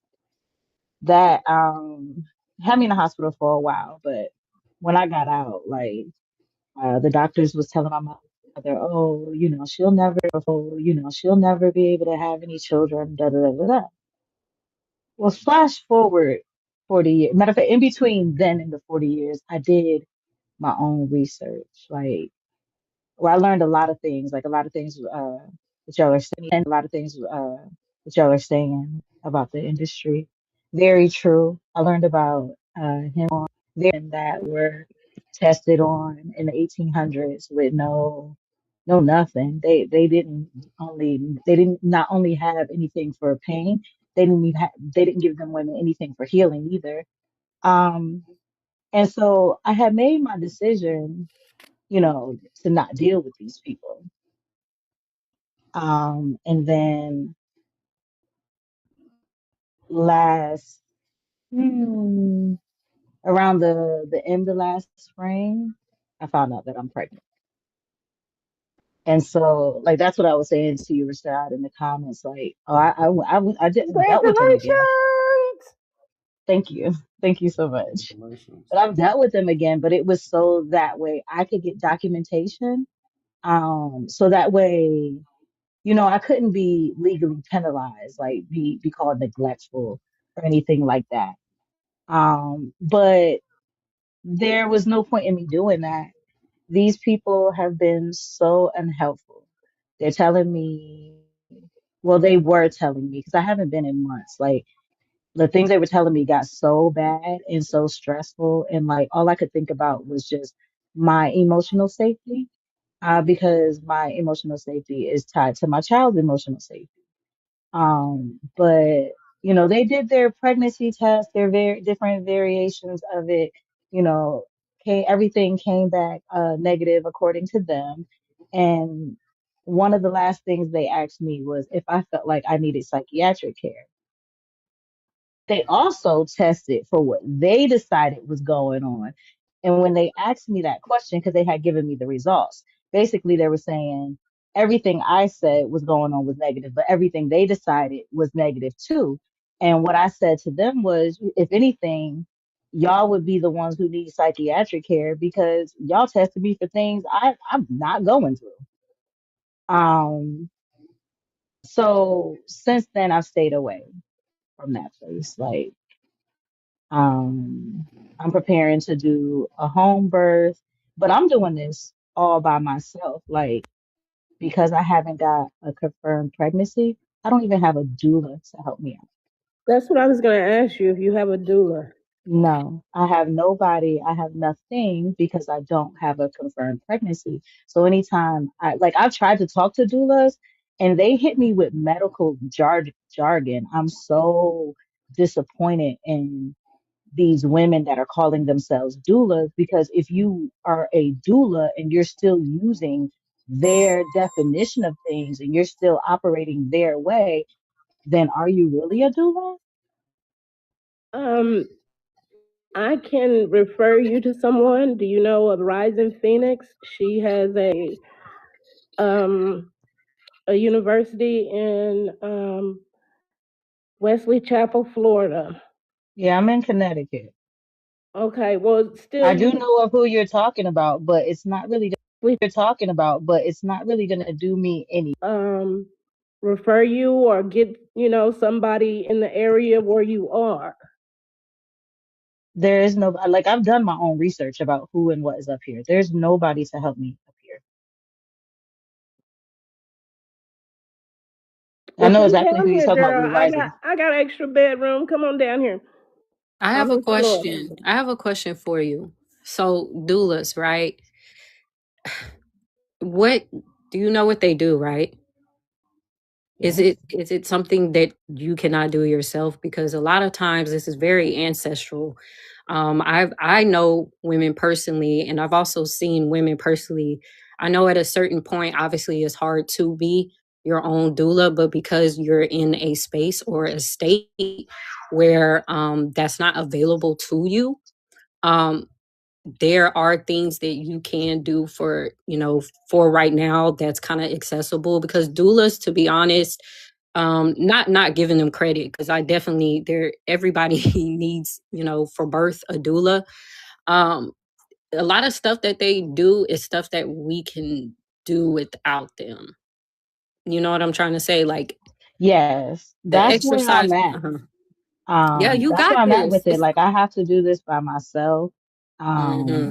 I've been doing like all the research that I can, and I'm not Hmm. afraid or ashamed to do it by myself, which is another reason why I'm in the position where I'm at. Because once I got to the point where my people here weren't helping me. I'm like I said, my mental and my emotional safety are of the utmost importance to me. So I honestly stopped looking. Once I hit that brick wall and I kept hitting that same brick wall, I was like, you know what? I'm gonna just fall back and I'm just gonna trust my body and I'm gonna trust my creator. And I'm proud of you, because that is the difference between the medical doulas right now, the ones that you were kind of saying they still hit you with, medical or like the system type of information. The difference is yours is more ancestral, because you're actually going on how your body feels, which is what most of the midwives or the doulas, um, you know, back then were doing. They didn't Yeah, have, I mean, they probably learned from their mothers, but a lot of it was spirit. It was ancestral, So, um, yeah, like I'm pretty sure you got this. And if not, hopefully you can find somebody to kind of help guide you, or just a support system. You know what I'm saying? Like, it doesn't even have yeah. to be anybody that's a doula, but No, somebody because that. my Mhm. so-called support system right now is stressing me out. They're using modern and these current hospital understandings to try to analyze my situation. And I'm not even gonna lie to y'all, the way I got pregnant wasn't even normal. Like I wasn't even menstruating. And I honestly had thought that I was like at that menopause state. I thought I was free and I could do what I wanted. And I was very, very wrong. Um, but like I hadn't menstruated in over 6 months. And so as far as I'm concerned, I shouldn't even be pregnant right now, but I am. And I had to stop listening to the doctors. Like I got scars on my stomach from the incident when I told y'all that happened when I was little. They're hypertrophic scars, and I forgot the name of the other one, but the hypertrophic ones started flattening out and shifting. And so my first thing was to research why that happens. And it was like, oh, either a woman has surgery or she's pregnant. And I'm like, well, I haven't had any more surgeries because they scared me with the surgery they did to give me the scars. So that was the first clue for scars. So that was the first clue for me, like the first undeniable clue. And then months later, like I started lactating. And when I got to that point, I completely stopped listening to the hospitals because my body's not lying to me. I'm 43. It's never done these things before. Yeah, and I mean that system was never built for us anyway, so they're not Right. even going off of your body. You could be somebody that they've never experienced because we're so unique as a people. You know, our DNA bloodline is, we all have different, you know, DNA. Yes, it's connected at some point, but maybe it's something that they've never seen, which I'm glad that you got out of that, because when they do experience things that they've never seen, like you were saying, Henrietta Lacks, they start experimenting. Mm-hmm. And we don't want that. So your ancestors are definitely with you, the Most High, whomever that you know, pray to. They told you to get out of that. Oh, I yes. got Oh, pregnant yes. with my son when I was 37 years The old. I hadn't had a period for um uh, over a year, and I had been with his dad for on and off for 12 years. So if you just might be meant to be pregnant right now, that's That's just the way it exactly is. what it is. That's exactly what But it the is. reason I mentioned the doula is because I know how they deliver, and that's not how we're supposed to deliver our children in the hospital. We're not supposed to be laying down anyway. Right. And then in the light, but I'm going to school. I'm in August. I'm going to school to be a doula, a birth doula and a death doula. And also I feel like the counseling, like the uplifting is very important, and all of that should be involved with the doula. But see, I understand doula. It's not how we are supposed to bring our children so they will remember, you know? Mm-hmm. This is There was somebody in the comments saying that they had a sister that's a doula. She's not too far from me, 20 minutes away. I asked them if I could reach out to them. I hope they don't mind. I decided to follow them with no answer anyway, because that's just where I'm at. Like either it's a brick wall or it's a not, or it's not. But I have to and try. and I then have to there's try. procedures Yeah, that you have to go to with the hospital or wherever you're going to deliver, and you have to there you this is why I was saying, a doula, we've got to get our nation, we can't put them in that system over there, you Mm-hmm. know so and this baby's special. And then the way I see it too, like it benefits me for things to be this way. This hospital, like I said, this is the same hospital that did surgery on me. It was thank you, authentic man. I appreciate it. It was a misdiagnosis. They misdiagnosed me and it almost cost me my life. It benefits them for me to not be pregnant right now. It benefits them for them to tell me that I'm not pregnant right now, because do you know the type of lawsuit they're looking at? I've already sued them from when they misdiagnosed me from when I was a little girl. Now, for me to be pregnant, they don't want to deal with that. But I kept my paperwork from when I did go to the hospital, and things like that, because it is what it is. I'm pregnant whether y'all like it or not, like whether I like it or not. It just, I'm pregnant. Can't do nothing about And it. Badu, we know there's no coincidences. So you being in this live at this moment, speaking your truth, having that I this moment, speaking your truth, having that person in this life that spoke to you. All of Right. this is divine timing. So Yes, it everything is. is going to work out. It's working out already. So I was just about to rest say the assured same and speak thing. that, sis. Speak it and know Thank y'all. that Look, everything is I going to thought be I was about to fine. cry telling y'all my story. I'm really about to cry because, Ori, you're Well, so cry, right. let it down. What we say, These tears are are happy healing. tears. I thought I was Tears gonna are cry healing. Joy. stress tears, but these are happy tears Yes, because you're Yes. yes, very right. Like Yes. for that person to be in the comments right now, and yes, their ma'am. sister is only in Waterbury. Y'all, I've been pregnant for too long. I should have gave birth already. And the lady's in Waterbury. She been right there the whole time. Mm, It ain't nothing but divine intervention. of And I've course, always been divinely protected. of course. My baby is gonna be it has been divinely protected. Like my baby's not at risk. It be like the sister said, you know, they force us to give birth laying down. My baby's not at risk of being born like that. My baby's not at risk of having its memory wiped from all those bright lights. Like I got my bathroom set up to the best of my ability right now, and I got candles in there because I'm giving birth in the dark, which is my candles burning. My baby's gonna have its memories, whatever memories it came with. My baby's not at worst. I mean, at risk of the placenta being taken away too soon. Mm-hmm.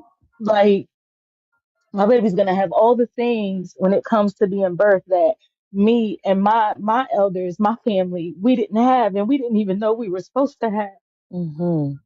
So you're So right, Lauren. You're so right. I Thank just you. wanted to say one thing, because I'm about to drop. Rashaud, thank you for having me up here. But just to let any of you know on this panel, my DMs are open for any form of support or anything that you need. Sisterhood doesn't even matter. It's open. So yeah. And you guys have a great evening, great night. Yes, I Thank you followed for you, your sis. It was information. great meeting you. Yes, same. I'll be back. Rashad needs to switch up his time. No, I'm just kidding. Peace. Peace. Thank you. Peace. Yes, ethereal goddess sisterhood. Like it's always been in us. They tried to, you know, get us to the point where we can't display it, but we're coming home back home to each other. We definitely are. Peace, Yes, y'all. we are. Peace, Copper. How are I you? came back. I'm Hey, great. How are Copper. y'all? When I came back, Good. because my Good my bliss. mommy called. So when my mommy calls, I gotta go too. But when I came back, the first thing I said was, "Oh my God, the sisters are on the panel." But I want to Mm-hmm. thank Rashad because now I'm getting emotional. Damn, he gave y'all a safe space. You sure He gave did. my dude a Yes. safe space that's not given on this app. Mm-hmm. No, Yes. no.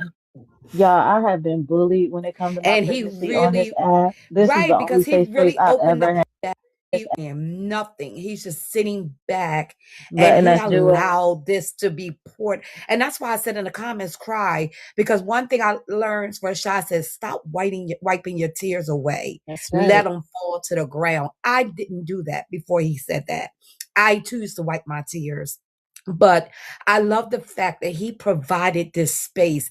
I don't know if y'all paid attention, but he really provided this space in this moment for the sisters to come together and cry together and love on each other and support each other and be there for each other. And it's not something that we have on this app, but I just want to thank him for Yes. giving this space. I was sitting there in the comments listening like, wow, he really is providing this space. He's not interrupting them. He's not saying nothing. He's allowing the divine to do what the divine needs to do. Like I couldn't believe what I was hearing in the comments. And I just wanted to come up and salute him as well for Speaks this. providing this space. Yes. Yes. He's very Salute to you, intentional Rashad. with Thank you everything so he much. does, all the way to the Yeah. music, how he starts it. Even when he said, I'm not going to bring anybody up yet, because he was painting a picture and creating a scene, creating an Mm-hmm. atmosphere and preparing it. It's like he was building it and making it ready for us, right, Right. for us to be able to feel comfortable to come here, to be able to feel comfortable to come here. Very intentional with what he does. And that's why I always give him his flowers. I'm doing it all the time. I don't care. I don't like the pick me energy that people Mm-hmm. say, because when a brother gives us our flowers and he does it unapologetically, we need to make it normal to salute them and celebrate that. That's how Exactly. we begin to balance Absolutely. Exactly. that.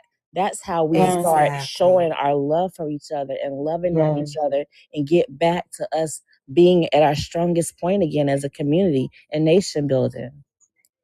Exactly. Yep. You. I you're just thought this was absolutely such a beautiful moment. I was like, I You're can't let so this moment right, go Copper. by. You're so right. I can't let it go by. He needs to be honored in this moment because he could have been like, this is women stuff. I don't want to hear this. Like he could have easily shut it down. Yeah. And But what he you're doing right now didn't. is so beautiful too, Copper, because you're loving on him back. We got to do it equally. We got to have that reciprocity with each other. Right. We have to do that. Right. Mm-hmm. Thank you. Y'all know how I feel about compliments. So, haha. You know what? You always gotta be big headed. He's so funny. He's so That big funny. head always gotta come out. He's I'll so take it. funny. I'll take it. And I'd like to thank y'all as well. Like Rashaud has been a safe place for me since I met Rashaud. I'm Yeah. on the live side, it's going on 2 years since me and him been interacting, but I've been following him for maybe 4 or 5 years. And even when I wasn't on the live side, I would comment and he would say something positive. He's always been a safe space for me. For me, it's harder for me to open up amongst my sisters. Like I said, my so-called support system has been stressing me out, and they're sisters. They're women I know in my personal life, and I've known them for 20 years, and they know I'm not the type to lie about nothing like this. And some of the questions I get from them is like I've gotten to the point where I'll go back in conversations we had, and instead of repeating myself, I'll just re-forward them something I done already said to them, or screenshot something I said to them, because why is you asking me the same question? And you We supposed to talked know about me. parasites today. Yes, yep. Look, but I want to thank Put a one y'all for not Don't let doing that people to don't me. let people put a one stress in you the out chat while if you're you love pregnant. Rashad. That's No, the worst absolutely thing. not. Don't let Absolutely anybody not. stress you out while you're pregnant. That And that that's is why I've been responding the way I have. But I just brought that up just to show the comparison. Y'all didn't do that to me not one time. Y'all had y'all questions, but they were healthy questions. And that's all that we be needing from each other. Having questions is fine, but do we have healthy questions? Are we fully taking in what this person saying to us and having our questions in alignment with what they said instead of asking them something they done already told us that shows we not even listening to them? Y'all didn't do any of that to me. And I love y'all. And I just thank y'all so much. Cause like I said, the people I thought was my friends on this app, they treated me so bad when I got pregnant. They were just so I ended up disconnected. I couldn't believe the energy I was getting from them. I've never been treated like that over anything, let alone a baby. I was shocked and I was Well, hurt. we love you over here, sister. Nothing Thank but y'all. love. right. Absolutely. When are Thank you y'all so due, if you much. don't mind me asking? I'm Unconditional excited. love. When are you due? Honestly, I thought I should have given birth last month. I thought I should have given birth in January, but I haven't yet. So I don't know. I don't know. Just relax. It's gonna come. Right. Maybe I for the mean, new year. Just relax. As Walk long the as I could feel earth, my baby every day, ground. I'd be comfortable. And all I feel right. my baby every day. I felt him today. And so I'm comfortable. I'm just gonna move with it. They know when to get here. I Yep, always they tell my definitely know when to get babies here. know when they're ready. Yes. Yes. All three of mine Yes. came early, so they Mine too, come when they Nicole. want to. I had a Look, one Etheria pound, said 14 probably ounce baby. tomorrow. I hope not, because we in the middle of a blizzard. I hope it don't come to after the roads get closed. Because if it come to, I got somebody else. They're in Jersey. They supposed to be coming to help me to the best of their ability. They are not a doula, so it's like I hope not tomorrow, so she could actually get here. Uh, I hope it's next week when the roads is clear and she don't have no transportation problems. But it's gonna be whenever it is. Whenever the baby's ready, the baby will come. I You know. too, Nicole. All three of Hmm. my baby were what they deemed to be preemies, and I Yeah. always say no. They came when they was ready to come. I always say that. So no, you're not gonna call my babies preemies. So yeah, I agree. 7 months. 7 and 7.5 months. Mm-hmm. See, mine were like 5 pounds. My two daughters were 5 pounds. My son, I'll call him a preemie because he was 1 pound 14 ounces. But he came when I was like 7 months pregnant. So it's a miracle that he's here. He's 16 now, but yeah, I would My Yeah. my first was my son. He was almost 10 months, and he came on a Friday the 13th. Oh wow. Yeah. Wow. I had preeclampsia with my baby Hey. girl, and so my doctor, he wanted to go ahead and induce me, and they gave me all of the medications and things to do that. And she was just snug as a bug in a rug. She was like, "Nope, I'm good. I tried to That was my induce I'm youngest. good." So myself. they had to do, I yeah, tried to do the castor oil thing. That didn't do uh-huh. nothing. Like It Mm. didn't work for it me. moved some stuff, just not the baby. Yeah, that's what worked. That's what worked with my with my daughter, my middle child. That's what I used was castor oil because Yeah, they told me she was a preemie and she was 5 pounds, but it felt like I had been pregnant for, I know, 10, 12 months. You know what I'm saying? And so I was right. It done with feels like it's been 11 months now for We had me. to, If I go into next month, I got pregnant in March of last year. That'll be a year. I mean, I don't have a problem with it. Like I said, as long as I could feel my baby, I'm fine. But it's still been that long. And what else? Oh yeah, and then I tried some exercises, some labor inducing exercises.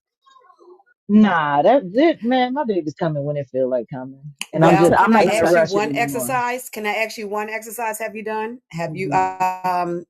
had SEX? No, I'm oh, not doing that because I was I gonna say would because that would only send you. do that. I would indeed, only do Yes, that he indeed. with the will. father, and Yeah, me that's and the what I father mean. And are that would not send. at that. We Oh not at that. shoot. I don't want nothing to do with that part of him right Oh now. shoot. Because that would have Mm. sent you. Come on, Kaffer, It'd have let her sent you. know. But no, but at the same time, So, That would have sent. Oh, we tried that. No, I tried it too. I tried that with him. I tried it, and that didn't do nothing. No, I tried it too. I tried that with him. I tried it. My When the problem. baby. wow. what you say, Copper? Bring it down. they had That was my to, problem all they, 3 times. That's they had probably to why they suck gave me it Yeah, out so it's for supposed to early. be fucking a stuff. chemical in it, and it's supposed to do that. But my baby is like, don't shoe fly, don't bother me. Oh, okay. Well, but I tell you, ladies, one thing that's beautiful about again the divine timing. My baby girl came Mother's Day weekend, so I couldn't have asked for Mother's Day weekend, so I couldn't have asked for a better divine timing. You know what I mean? Yeah, I'm just like, she's everything, and I'm so happy to have the experience of motherhood because I didn't think that was in the cards for me. I was just gonna be right. I that That was never wanted to be auntie. a me. I mother. didn't think it was in I the didn't even cards want for to be a me. mother either. I didn't No, want to no, be no. I one. wanted I to be said, a mother, but oh, I didn't. I I tried said, to do things the right way, and I wasn't forcing the issue, but I wanted to be married. I wanted to all the things, and I had Yes. never been pregnant before because I was careful, and so because it wasn't happening, I was like, okay, well, I'm in my 40s now, and everybody would do, well, what's wrong with you? You don't have any kids, and I'm thinking, what's wrong with you that I'm responsible? Are you crazy? What's wrong with me? Mm-hmm. I thought that was the craziest question when people would that ask me is that. crazy. I'm like, what's wrong with people that when you don't have children, people say what's wrong with you? But I don't again, like it's that the because mindset. I got to live a full life. I got to be who I am fully. I got to learn things that my mother never had the opportunity to learn before I got pregnant. Like I was just like Right. you, Aura. I didn't think it was gonna happen. I'm in Yeah. my, early 40s. I wasn't trying to make it happen. I wasn't Right. looking for it to happen. And then not only that, my body started doing weird stuff, and I thought I was completely out of the field for it to be a conversation. I never expected to be a mother. I feel Never. you. I'm excited because the time that you all are bringing the children in, we are Hmm. going to the age of Aquarius. Come on. You Mm-hmm. know, they are going to have a different life than what I grew up having. Yes, You But you know what yes, know, studies are showing too, when you yes. have children at an older age, Yeah, you're or supposed let's to say live it differently, a longer. more seasoned age is actually the child is smarter, they're wiser. Yeah, way more And the intelligent. motherhood for Exactly. you girls, you ladies, in the next couple of years, you will see how easy it will be. Y'all just don't realize what's going on. Y'all, I'm just so excited because we're getting stuff back. It's coming back to us. It's coming Absolutely. back. Our Thank frequency, God. our currency, it is all coming Yes. back to us. Speak, Yes. sister. Speak. And our children, the next 7 generations. And you ladies, I just got chills going through me because I see it, That's spirit talking to you when You that know, happens. I love like I that said visceral earlier, I'm reaction. 60 years old, and all my life I Say felt. what now? Yes, I am 60. You She lied to sounds so us. young, don't she? You She lied sounds to so young. us. Well, I had my children young, in which they kept me young, and but I've seen a lot, and I realized in my past, You okay, baby I've girl? been waiting for this all my You need life. anything? I've always felt like I didn't belong here. These people around me, something ain't right. But things are coming to light. We are coming together. The spirit, the frequency, people are learning their spirituality, and all of this is coming together for the children, for the earth. And then, like how Rashaud's talking about planting, and we got to get back into this the way we used to live. This is how we used to live. And I Yes. remember as a child being around my grandfather. My grandfather died at 98, and he had a garden, and he was always outside and into nature and that feeling around him. And this is coming back in the frequency. And just to hear you all talking about your children, and I have grandchildren, and when they're around, that energy. And one of them, he's been here before. He's my uncle. You know, that's PT. I That's know how I feel like that's my PT. grandson. That's My so grandson cool. has been here before. First, he used to tell me, "Grandma, it's not fair that I'm 300 years old and I'm still a child." He would tell me that all the time when he was Yep. younger. I love He's it. Yeah, he's 9 now, and I know that he's been here before. Yeah, my grandson And is. that's why I was saying with the That demons, man so is your 300 baby will years old. Yep, remember. 300. Mm-hmm. That's my Yeah. baby girl. I posted a picture on my page of a Indian tobacco statue, and I did Queen Khalifa, the statue, and she looks like both of them, and it freaked me out actually. So she definitely has like an ancient soul, and she says things sometimes. I was speaking about my nephew one day, and she said sometimes she just taps into something different. She's looking at me right now like, Mama, why you telling my business? Like right now she's looking at me like, Mommy, why you telling my business? but, but she looked at me one day and she said, her voice changed, and she says, Mommy, let it be. And I'm like, she's 8. What do you What? mean, let it be? And I was just like, Mm-mm-mm. okay. When you hear that ancient energy come, you just do that. You got to just respect it. It is what it is. We're not in that age anymore where children are just seen and not heard, because we're different and we're wiser. So we're changing the dynamic of things with this new generation of parents. Yeah, I Yeah. feel We're like doing my things son. different. My son is 16, and I feel like he could be my grandpa or great grandpa for all I know. But he's like my granny used to tell me that the reason why he acted like such an old man is because he had such an old mama. But she was joking because I was 37 when I had him. But we used to laugh about that. But it's like my son he has this he has the love for the garden, and my grandpa had a big farm, big garden. I'm trying to figure out what happened with the land with that, but that's for a different time. But my son is in love with gardening, and it's just like you said, when you can't just make children be quiet anymore, because some of them remember who they are, and you can see and hear the ancestor in them sometimes. Let me share No, this with that's you true. really quickly. Oh, go ahead. No, Rashaud, go ahead. No, I was just saying that's true because my youngest son, I used to try to I used to try to tell my mom like he's doing this shit on purpose, and she'd be like, "No, he ain't. That's a baby." I'm like, man, yeah, he's like one of them, like a Chucky doll. You know how they only act crazy when it's just you and them. That's how my youngest is.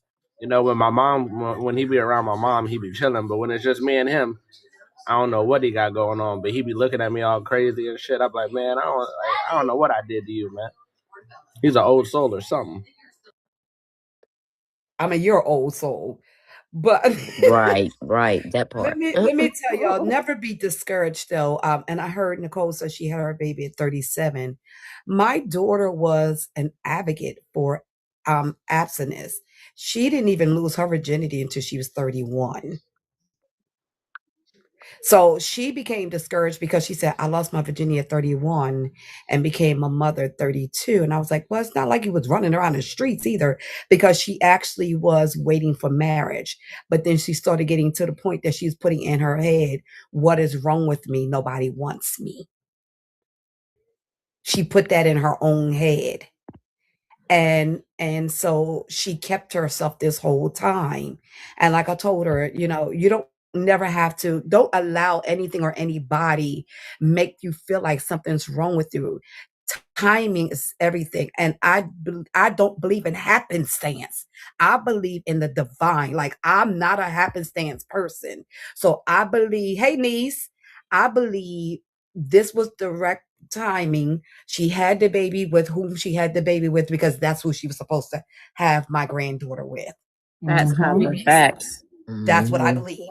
And I told her, I said, and can't nobody convince me anything different. You held yourself all this time for this very reason. Because it also was getting to the point, matter of fact, my spouse will tell you, I had just accepted I would never be a grandmother. Mm. I literally had just accepted it, and it was only going on about 3 or 4 months to the day that she called and said, guess what? You're finally about to be a grandmother. You know what I love is how you affirmed your daughter. That is Mhm. so Oh, beautiful that you did that for her. absolutely. I Yes. love that for you and for her. Thank you, sis. It's so Yes. necessary. That's so It is necessary. necessary. It is not, and because a lot of times our society alone will make young ladies think, oh, because you didn't wait, or because you had baby out of wedlock and you did this, and they'll start dogging them out. And I was Mm-hmm. like, no, we're not doing that here. Not Mm-hmm. over Well, here. We not. We're not. that's what We're happened to not me doing when that. I was 17. That was one of my medical stories See? that I was going to talk about. At 17, I was pregnant. I was in Kansas. I was scared. I was alone.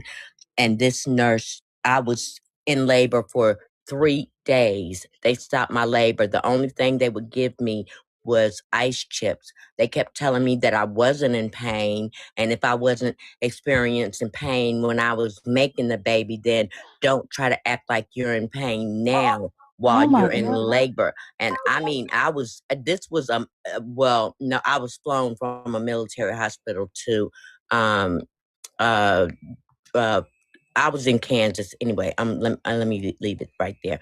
But yeah, the nurse told me that if I wasn't making all that noise when I was hollering, y'all, because I was hurting so bad, if I wasn't making all that noise when I was having the baby, then shut the hell up, or they were gonna move me into a back room, which they done, and left me there for 3 days Oh, with So sorry nothing. that that happened to you, Nicole. I am We so have to sorry. start asking for patient Yes, advocate yes. To for have all of real us. doulas. And that's why we're Mm-hmm. supposed to have real doulas. This is the real reason why we need to have them, and we need to be having our babies at home. But you even got states now that are stopping I home births. am going to Delaware is have a my state that got rid of home own birth. doula Yeah, birthing they center are and a stopping home doula birth. resort. Yeah. There was one, I think there was one in New Jersey, but it was too far away. They had a center, I believe it was in Jersey, but even Delaware stopped doulas. People allowing to have doulas and have home births. We Mine's have gonna got to be get in back there. We got to Kentucky, start in enforcing Western that more. Kentucky. I wanted to have a water Yeah. My birth so first one's bad. I gonna be was in Western So set did on my having a Kentucky. water daughter. birth. And So did my they daughter. discouraged me from Yeah. having that because of my high blood pressure. And so I was so devastated that I wasn't able to have that become a reality. And then with the preeclampsia, obviously I told you guys about that already, but it still is a blessing that I was able to have her. And I brought like my essential oils in the room and brought my oil diffuser and I did everything. too. And the whole place, and they came in, they were like, "Oh my gosh, this is such ambiance in your room. It's a different place in here when you come in here." I was like, They "Yep, was like, I'm gonna bring they my was like, ambiance in who here if did y'all not gonna this? let me have it my own way." So I did that. Well, she didn't even make it to the room. She had my granddaughter in triage, y'all. Oh My granddaughter wow. was like ready, but I spoke it though. I'm gonna tell you, I spoke it. So I'm gonna tell you, grandmothers, we the best. Grandmothers, we the best. I don't care I what know nobody that's say. right. We are the best. Yep. I went skating on February the 25th. It was a Sunday night. I went skating. One of the guys, I call him my little brother. I've been calling him that for about 30 years. He's like, "What the F you doing here? And my niece about to give birth." And blah, blah, blah. I said, "Boy, shut up. My granddaughter coming tomorrow." He was like, "I can't believe you in here skating." I said she's coming tomorrow. And I mean, every chance you get, Jerry was breathing it down my throat. I was like, "Jerry, I said she's coming tomorrow." I kid y'all not. When I pulled up in my sister's driveway, because I was living out of state, and I came home to be there for my granddaughter. I pulled up in my sister's driveway, y'all. It was 1:45 in the morning. My daughter was already on the phone when she's like, "Well, mom, I don't think you should go in the house because I think I'm ready to go to the hospital." I said, "Wait, what's today's date?" She said the 26th. I said, "Didn't I say she was coming Monday the 26th?" And she came Monday the 26th. Don't play with February me. 20, I February said Don't the 26th play is with me. same. my February 26th is my granny's birthday. She would have been 100 years old this year. Oh, Wow. Yeah. wow. But my Wow. first But my you know what's first significant granddaughter with was that date, born though, on my y'all? bed. But you know what's significant about that date, though? And I knew it for a fact. My first pregnancy were twin boys, and I lost them. They were stillborn. And I was like, she's going to come on her would have been uncle's birthday. And that's the day she came. Damn. I I'm told sorry him, for I your said, she, loss. Oh, and is he and speaking her it? due date was March Lovely. 3rd. Mind you, it was March 3rd was her due date. That was her due date, March 3rd. I said, "Nah, she's gonna come on Mark and on Maurice's birthday." I'm dated. I had to, because when you have stillborn, you still got to deliver them. I said, "She's gonna come on their day. You watch." I said, "She's gonna come on the 26th." Everybody thought I was crazy because I kept saying she's gonna come on the 26th, and her birthday is February 26th. She will be 2 years old in 3 days. Mm. Hey. Wow. Happy birthday They to they her. they done Thank restricted my you. live. You know what I'm Are saying? you What? serious? Yeah, TikTok they get said an that F. maybe they trying to I don't know, y'all, but it is what it is. They restricted the live, said it won't show up on the For You page. I tried to appeal it. They said no appeal. I don't know what. Hey, I don't know what we What? doing over here, man. But we Did be they give cooking you a every day. reason? Yeah, they This said that I'm trying. energy? Yeah, and they try to blame it on trying to send people somewhere other than the TikTok. I don't know what we've been talking about. That would What? Wow. I don't know what we talking about and make them think that we sending people places, but it is what it is. Hey, look, I look at every restriction like niggas is doing something right. I You know. feel We me? in the Yeah. Right. cosmos. We send them to the Right. cosmos. That's what Yeah. it is. It's too Oh, high there we go. frequency. Yeah, That's what it is. Yeah. that's all it is, man. Mm-mm-mm. You know what I'm saying? God dog it. I can't go live without getting restricted. I've been restricted every single live since I've been doing the Cosmic Couch, and I then we ain't didn't never really talked about realize. nothing crazy. Wow, that's You know what I'm saying? Wow. crazy. Dang, you know, and I appeal all of them. Hey, look, one thing that I can say though is we ain't ever get hit with misinformation. You know what I'm Hey. Absolutely. saying? Hey. Absolutely. You know what I mean? My That's daddy it. used to say, "Yo, They're like, he got them rebels over there on his cosmic couch. You know they God damn. Crazy. Hey, look, I don't care though. We're gonna keep cooking. This is a beautiful conversation, honestly, and I appreciate y'all coming up here and telling y'all stories. And hopefully, y'all. I mean, y'all feel free to keep going. You know, I'm chilling, man. Let me do I'm a happy. quick mod break, please. Can I get everybody to please engage with the live? At the top of the screen, right underneath Rashaud's name, if your heart is red, please claim all of your gifts. Please make sure that you grab your daily heart. If you could tap the screen for a good 33 seconds, make sure that your bar fills up all the way so we can get his likes up. If you love the live and you love what's happening, show him by engaging and getting his likes up. Okay, also gift the panelists if what we're saying is resonating with you, and just show love. Okay, we appreciate that. That's it. That's all. Damn, that's beautiful. Hey, look, I'm gonna tell you. I'm gonna be honest with you. I be in other lives where like the moderators be on the panel like, "Ooh, if you love the live, then tap the screen," and I'll be like, "Damn, that's amazing. I wish they would do that for me." You know Well, what I'm look saying? what And you got. You Most certainly manifested that it. for you. Yes, We are in here. I guess you are a wizard. he is. He's damn, a great manifest. one. You telepathic. You did it. We really are going back to the old ways. How about that? Listen, Hey, that's what it's all we got to about. keep that going. Keep that vibe Yeah, going. I love it. So I just want Gratitude. to I'm thank you all grateful. again, everybody on Rashad, yourself, everybody on the panel, everybody in the comments. Thank y'all again because these things can really, really be hard to talk about. I'm the type of person I'm gonna when it's something I feel like my people should know, I'm gonna press through it. I'm gonna cry, do whatever I need to do to get, my testimony out so we can, just be aware. But it is really hard and y'all made it like this is one of the easiest experiences I've ever had. So thank y'all all so much. Thank you for sharing your story with us and your pregnancy with us. And we love you. So you ain't got to worry about that over here. Absolutely. It takes Right. a strength to be able to do what you did. And it's for me, it shows Here. it's from water, but you can get a blood transfusion. If you don't have water, you unalive. So we have to think about our words, blood about our words, because words are spells and curses, right? Okay. Okay. And water is very powerful. So this is your water family. How about that? So we Everybody say spoke. thank you to the water. Y'all say thank you to Yes. the Thank water. you to the water. Thank Yes, you to the water. Y'all are gratitude. my nature. Mm-hmm. Oh, Yes, it has and been you like that? enjoyable. Hey, I like that. That nature shit is powerful, y'all. I'm telling you. Yes, Mm-hmm. y'all are my nature. Yes. Nicole, I love your picture. Who is in there? Those cheeks. I just want to just keep It's those me cheeks when I alive. was mad. That picture is just too cute. Thank you, thank you. Yep, that's me back in 1975, 70, no, 77, I think, something like that. Oh. Y'all see, I love the babies. I thank y'all for the coins too. Yes, thank everyone for the gifts. Y'all are the best. Thank y'all. The best. Absolutely the best. And thanks again, Rashad. Let's put a one in the chat for Rashad. Oh yeah. Hey, thank you so much. I appreciate it's an honor. Every time, we've been having such great lives, and I'm just grateful for y'all to be here. It's a lot of consistent. I like consistent people, and you know, I don't know. Shit, let's keep it going. Today's been a good topic.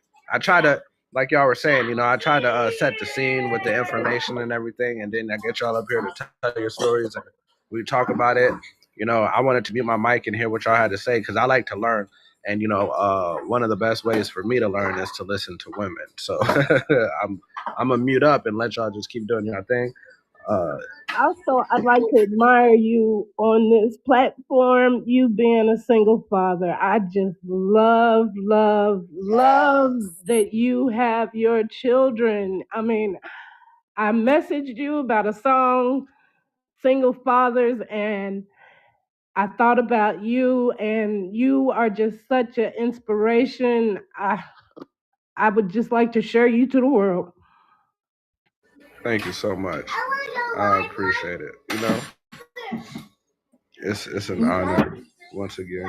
I think it's important for children also to be raised by the father. We always talk about the importance of children to be raised by their mothers, but I was raised by my father. Now, he wasn't single. He did get married to my stepmom, but she actually didn't raise me. So I lived in a household where I felt like it was just my dad and I, and then my stepmom and my brother and sister.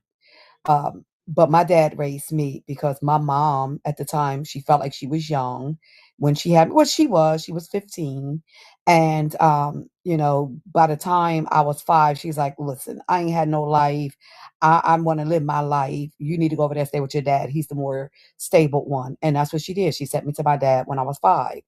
And I can say I know I had the best life that I possibly could have had by being raised by my father. Because if I was raised by my mother, I wouldn't be who I am today. So I'm grateful for having a father to raise me. So it is very important for dads to be there in any capacity, but to be a single father, that's a superpower that us Yeah. women know easily. We know that thing easily. We embody that easily. But for a father to be a single parent, it takes on a whole different superpower. So for that, yes, I actually talk about you to my spouse all the time. I'll be telling him how you're taking care of them babies, and so I even talk about you off the app, and good things. And I'm like, wow, he's young, he's under 40, ain't gonna tell you age, and he's really out here taking care of these babies. Like he's He's doing the doing the damn damn thing. thing. He doing that shit. Like, he's really doing the damn thing, Yes. taking care of Hey, these babies. hey, tell me more, Like, tell me Yep. more. I can't with you. I can't with you. I can't wait to pass him forward. He's doing that shit. Excuse me. Oh, but yeah, I'm like, he's really doing the damn thing out here, taking care of these babies as a single father. And we know that's not easy as single mothers. We've all, well, I'm not gonna say we all, a lot have been there. Yep. I I've was a been a single lot of us, mom. because I was married in the beginning, but then I became a single mother. So, No, um, I was a so I was a hoe. Once a long time oh, ago, I I was a hoe. can't. My grandma always said, the truth will set you free. Yep. It's the I got the authenticity truth. for me. I love it. But yeah, I started off married, but became a single mother, and I know how hard it was. Ether said, one Ether said, wait a minute.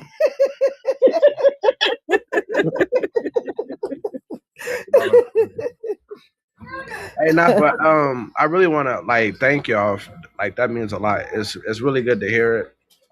Every time somebody says anything about me being a single father and doing a good job, that shit makes me real happy.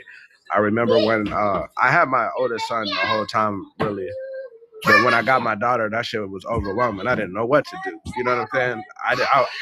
I was overwhelmed and I was confused and I had all kind of questions, like not of how to be a parent, but like what the hell is going on? You know what I'm saying? Then I had to fight for my youngest son because the situation was different. They all have the same mother, but the shit was just crazy, and But I wasn't about to give up. I told her when we started having these babies, I was like, I want you to know I don't believe in no other nigga raising my children, and so we gonna have to do what we gotta do, and I'm gonna get them. Either we stay together, or I'm getting these money. You know what I'm saying? But nah, I was just joking. But and I was being serious. But her life turned out to be what it is, and I don't judge her. I don't talk bad about her or treat her no kind of way. She's always free to see them whenever she wants to. You know what I'm saying? When she gets on her feet, they don't know nothing bad about her. I don't talk bad about her, or I don't really talk about her to them at all for real. Other than she's she's busy taking care of some stuff, because I don't believe in lying either. But I ain't gonna tell them the details of what she's taking care of. She's taking care of herself, in her life to get back on her feet. But And that's important Yeah, too, that is. because It's oftentimes we have beautiful that so he's like many that. women in their anger, they will sit and talk about the fathers, Yes. and it's Mhm. very important as parents that we don't. My when my ex-husband, when he left, I didn't do it either. My oldest daughter didn't find out things about her father until she was like 16, 17, and she actually didn't hear it from me. She unfortunately heard it because she was over at my sister's house and they was running their damn mouths in front of her. Because she never heard me talk bad about him. That man never paid me no money, no nothing, and I never talked about it. I didn't do Never that said with a my word.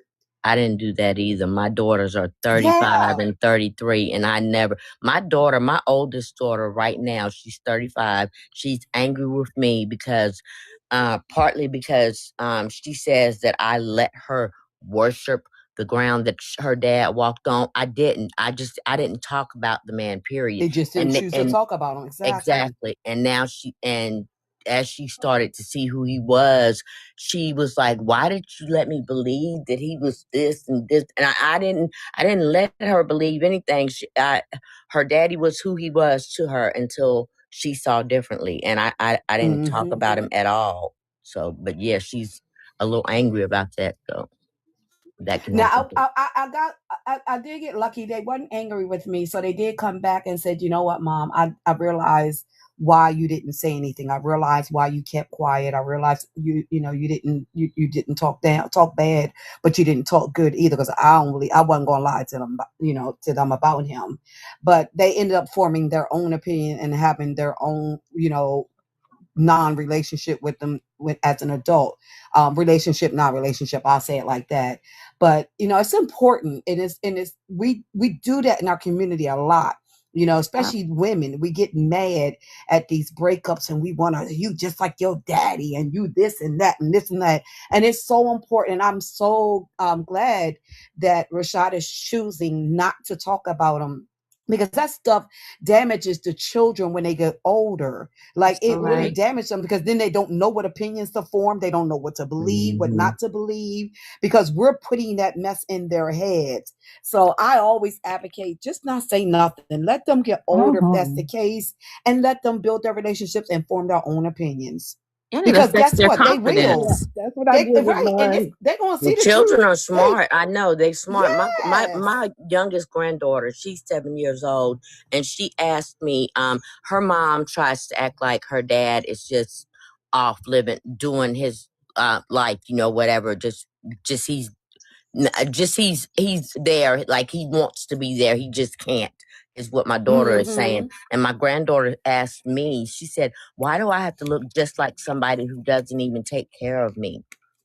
And she See? asked me, why does she have to look like somebody that she doesn't even know? And she's 7 years old, y'all. I done told my Oh, daughter, she's smarter than you think she is. Mm-hmm. Mhm. They smart. I They know I become had older my and wiser. I Yep. know I have my own experiences with my mom. My mom has three kids. All of us have different fathers. Older. All of us have different fathers.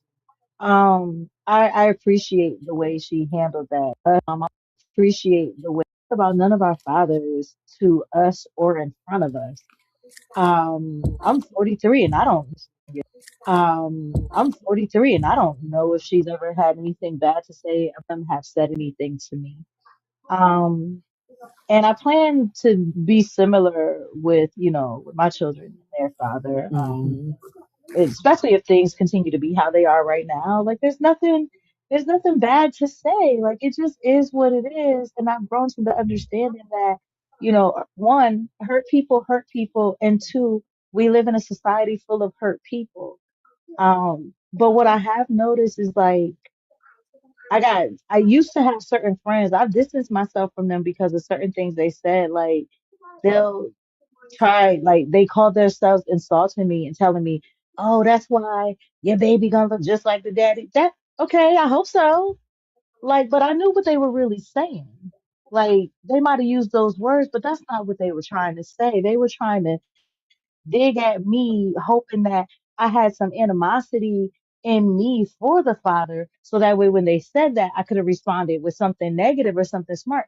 I don't have no animosity for that man. Like it just is what it is. I'm not that man. Like it just is what it is. I'm not mad at him, and I hope my kids do look exactly like him. It is, make things a lot easier in some sense. Like, it just, there's no point in talking bad about him. There's no point way where a lot about there in a way where the child finds out about it. It's not helpful to the situation. It's not, because I actually grew up believing a lie. Initially, I grew up believing that because my mom did, even though my dad raised me, my mom talked bad about him. And a lie when I would go visit her on occasional weekends. So I grew up believing that my dad did not take care of me prior to me moving in with her. And then only to get older and I'm in the house looking for my birth certificate so that I can go get a job at 14, and I see all these doggone receipts from when he was in the military, paying child support and sending money back and all kinds of stuff, and I'm like, what the what? So now imagine what's going on in my head, because my father went into the Air Force when I was before I was born, right before I was born. And he did that to make a better life for him and my mom and myself, because he wanted to marry her. My grandfather didn't want my mom to marry him. But anyway, imagine me how I felt when I came across something. He's telling me, all right, they're in the closet. It's in the closet in this certain box. And I'm going right where he tells me to go. But he must have forgot that he had those records in there as well. So I sat on him for a while till I finally told him what I seen. And he was like, oh, and he was like, oh, I didn't realize they were in there. And he was like, don't say nothing to her. Like, just let it be. And I did up until I was in my 30s. And then one day she was talking bad about it. And I said, okay, really? Well, remember when I was a child and you said, and it came, and then it just became a bad thing. That conversation became a bad thing. So that's why it's important that we don't do that to our children, because those conversations, those things that you embed into your children are going to come back up again later. Now they may backfire on you, they may backfire on that other parent, but it will backfire because it's going to come back up. I guarantee you, if they came back up in my life, they're going to come back up in them babies' lives too. So that's why it's important not to do that, not to talk down on either one of. First of all, you lay down with that person, didn't you? That person was good enough for you to lay down with them, wasn't it? Right. So why should we talk about them now? Or if Yeah, you and know that the also the person key. wasn't good enough to lay down with and you did it anyway, you got to point fingers at yourself and not at the next person. Exactly. Yeah, So point them fingers at yourself for making that decision. yeah, put the onus on yourself and take responsibility, or make it a point to get closure appropriately with your relationships. You didn't get appropriate closure in your relationship, and now you're trying to take that out and reconcile by talking to your children. That's not fair to do that to your children, It's not fair. because your children are taking that in on themselves. That father is a part of your children. Your children are part of that father, and they're taking that in. They're walking with that. And that's They not fair are. for them to have to walk with that every day. Because every child measures what they know about their, oh, well, if I had great parents, I can be a great person. But if I didn't have such great parents, I can't be that great of a person. And that's not fair Facts. to do to a child. Facts. And this is how we as mothers cause our next generations to be even better. This is how we as mothers and women make things better, by us taking accountability and realizing these things, how we change things and change the dynamics Yep. and break these cycles. Yep. And if you're single and you don't have children, love yourself first. Absolutely. Know yourself first. Right. Indeed. Don't be like me and think you done with a certain part Know of life, but you didn't know yourself well enough to know that that was just a pause. So your body said, push pause. Yeah. I'm like, oh, we done? My body like, what? I didn't say we was done. I didn't say that. You misinterpreted what I Right. said. We took a break. We just took a break. Let me find out you Sarah. Listen, Right. Rebecca wanted it. Which one? Which one was it? Yeah. Oh man. It's funny that you said that too, because now I saw myself as like I saw that I was going to be one of them, but it was because I was told that it was something that couldn't happen at all, and I was like, "You got me fucked up. It's gonna happen. It's gonna happen." Right, I was never in a rush for it to happen when I was younger. I right. wanted to be older than my mother was when my mother had all her kids. She had me when she was 17. She Okay. had her last one when she was 26. Mm, I wanted to be married like my grandparents same was. here. But these are things I wanted since I was 9 years old. As I'm growing and learning about my family and learning this person's situation and that person's situation, I'm deciding for myself, I don't want this, I do want that. Mm-hmm. Um, and so I just thought things were going to be completely different. And I wasn't raised in religion. I put myself in religion when I was like 18. That's when I started learning about who Sarah is and who Rebecca is and everything. And I'm like, oh yeah, I'm gonna be like Sarah, not foreseeing none of this. Like I'm thinking because she was told she couldn't conceive, and God blessed her regardless. I thought it was gonna be like that. I didn't think all this confusion was gonna be part of the mix. But Girl, it I is what was it raised is. up in religion in the heart of the Catholic Church. And when I realized in my teens that all of that was a facade, girl, I started rolling with the 80s. I was a lady of the 80s. And that's when I was saying a long time ago I was a hoe. And I just started Mm-hmm. partying and living my life and rolling with the flow. But I love that you are being honest though, because again, my grandma used to always say, the truth will set you free and the truth is the light. And it makes no sense to fake the funk.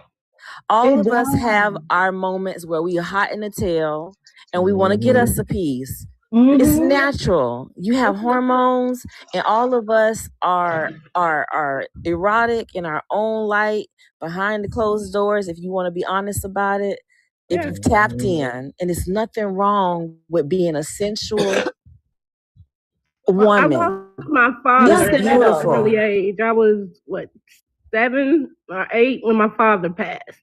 Mm-hmm. And I feel like those years I was looking for a man in my life, my father, and they were warlocks. Wasn't none of them I kept it rolling, but I went Mm. through that and had to realize that I was sleeping with this one and it wasn't conducive to me, I hear you. you know. But Yeah. I went through that. Yeah. I did. Yeah. You know?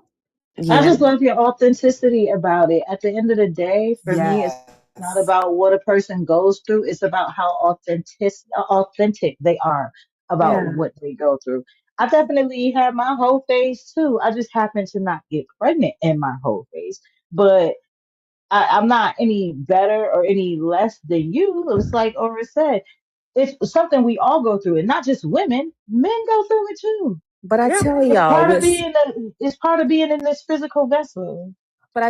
with intimacy, it's a whole thing with the divine feminine, because intimacy and being in touch with your sensuality is something that has been demonized for the feminine.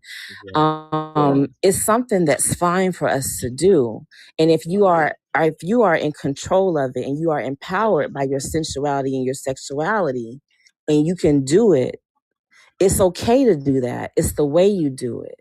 Mm-hmm. It's the way you do it. And I say that to myself a lot regarding my whole phase. It wasn't who you did; it was what you did. And it's the way that you do it, and it's the manner in which you carry yourself. But society has made it in such a way where you are looked at in a certain manner. And in the ancient days, there were certain ways where goddesses and the priestesses, you had your share. Mm-hmm. You understand what I'm saying? Yeah, It was a yeah. privilege to be able to partake of the priestesses in Yes. the temples. You I understand was what about I'm to say they used saying? to go to the temples and do it. I Do was you about to say understand what I'm Listen, that. I saying, wish I had ladies? that phase. You understand I I what need know I'm that now healing saying? that life. So they when you wasn't worthy you of understand what me, I'm saying? So when you Mm-hmm. experience you your know. quote unquote whole phase, really are you tapping into your priestess energy? You Now, got I to will think say about this. that. I didn't Right. have the whole stage, but I damn sure was a lady in the streets and a freak in the bed. I'm not was. Yeah, Damn sure a Mhm. lady in the streets and a freak in the bed is what I still Right. That's am. me. yeah, That's So me. Yes. That's don't me. get it All day twisted. long. All day long. Don't get it All day twisted. long. All day long. I am Listen, a I'm gonna teach you mess. some stuff. I'm not a mess. I'm something else. I'm a messy mess. And I love it unapologetically. I'm not even gonna hide it. Right. Absolutely. That It's just part. what I am. And I'm That not part. ashamed of it because we shouldn't be Just ashamed Keith of it. said, what did I step into? See? But it's Feminine empowering. energy It's with some empowering. masculine energy as well. We But it's balanced Yes. over here. balanced. It's We're balanced, right? balanced. And this is what we need Yes. to learn how to tap back into. welcome to the Absolutely. queendom. This is No, what we need to learn to tap absolutely. back into, right? And we Absolutely. need to learn that it's nothing wrong with it when you do it and you're soft about it and you're sensual about it and you're sexy about it and you own it with Yeah, Yes. authority and you're Yes. empowered and you're not shamed, but you're a lady about it, right? Right. It's Yes. nothing wrong with that. Our God is allowing us to be goddesses. That's all. Yes. And everybody's not a goddess. We need to learn what goddess is. Stop calling yourself a goddess. Divine feminine exists on a trajectory. There's various levels of it. our Are you God, truly a goddess? our God. What does goddess mean? Everybody is not a goddess. How are you carrying yourself? What do you exude? Does it ooze from your pores? Are you radiant when you walk in the room? Can people feel your aura? Yes, Or are you I just am a saying that? God. Mhm. Do you deserve to have that Mm-hmm. title on your screen name? Take it off if you don't exude that. Take But it listen, off if you look at the if you word don't goddess embody it. and you take that D and the C, that is godless. Come on. And I am a God.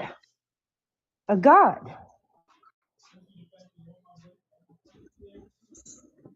And I stand corrected. Our God allowing us to be gods. Yes, nature. Yes. Look at the I honor Because the confirmation I in the know God I background. can in take me, I know, and I correction. right? honor the God in you. That's right. Absolutely. And I love it. I love this. I love this energy. Like I said, I love that Rashaud allowed us to walk in this energy.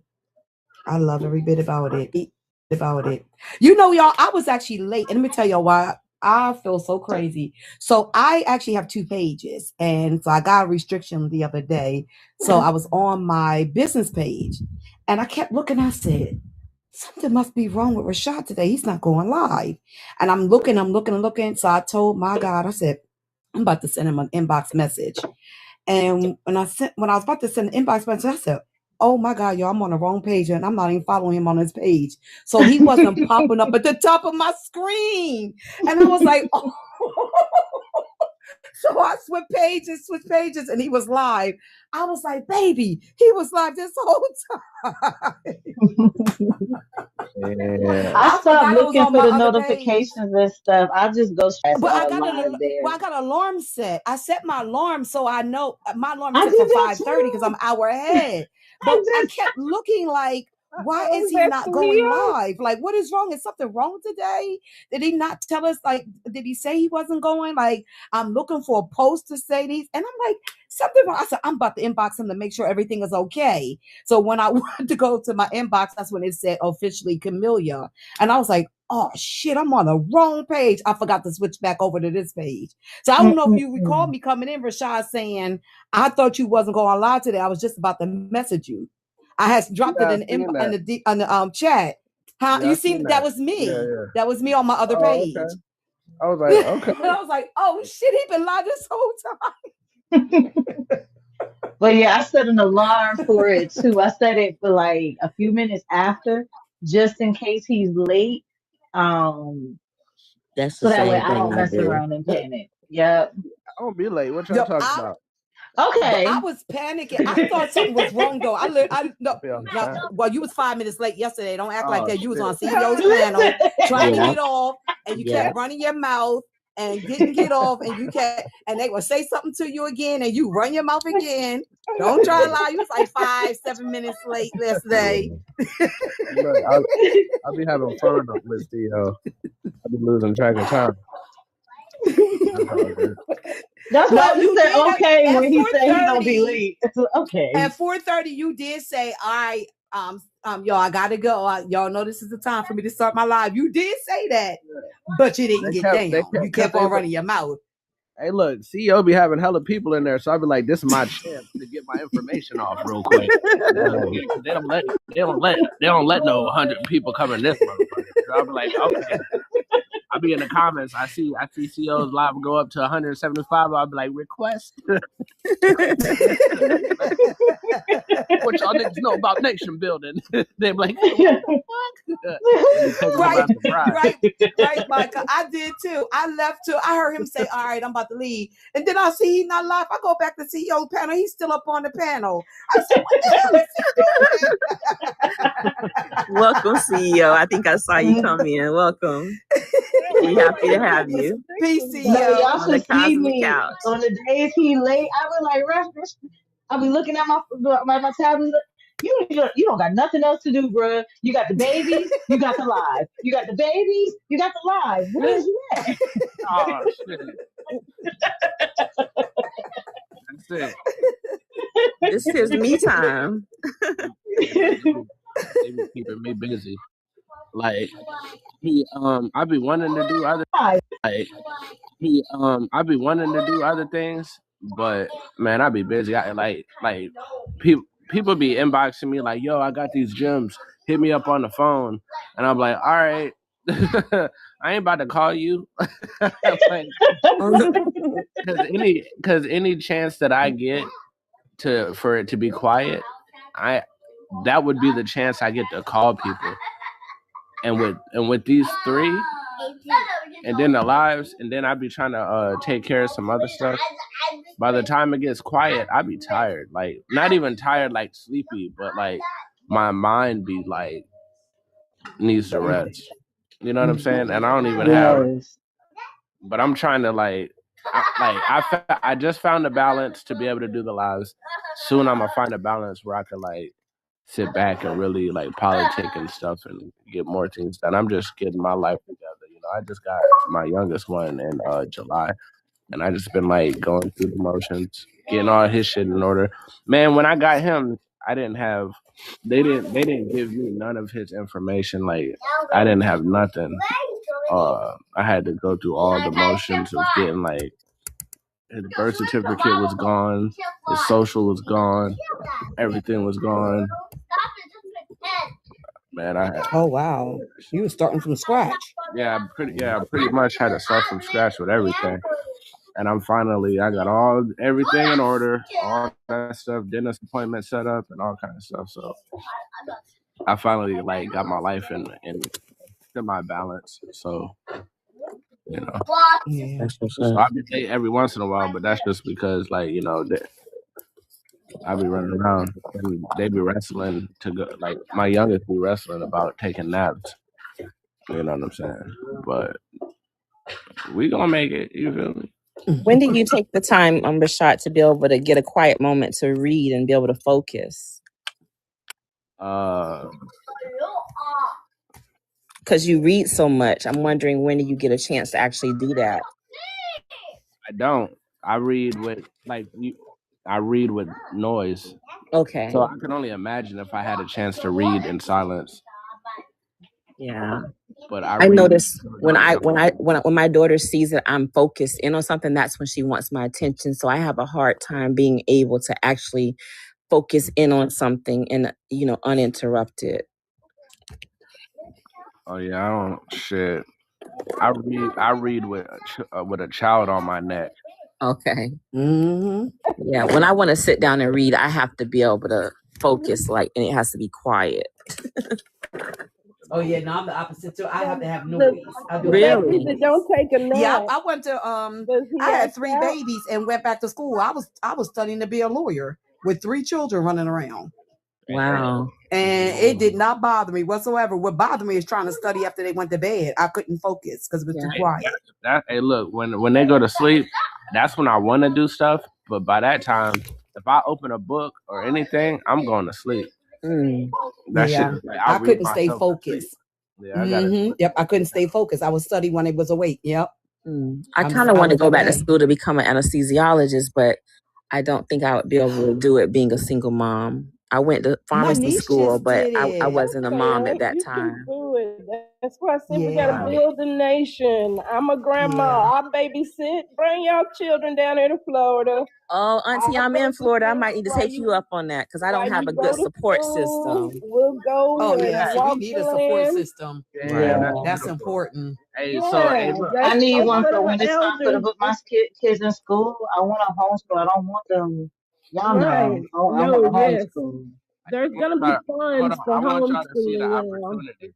I want y'all to see. I don't mean to cut y'all, but I want y'all to see the opportunity that just presented itself That because was Hmm. beautiful. we always talk about nation building and how we need to be a community, and the opportunity just showed itself, right? And imagine if y'all were to go through with that opportunity and it worked, and that be a testimony to give in response to these conversations of how those things are possible, how we don't need these other people, and we can really like support each other and do these things for each other. You know what I'm saying? Like Hmm. because Absolutely.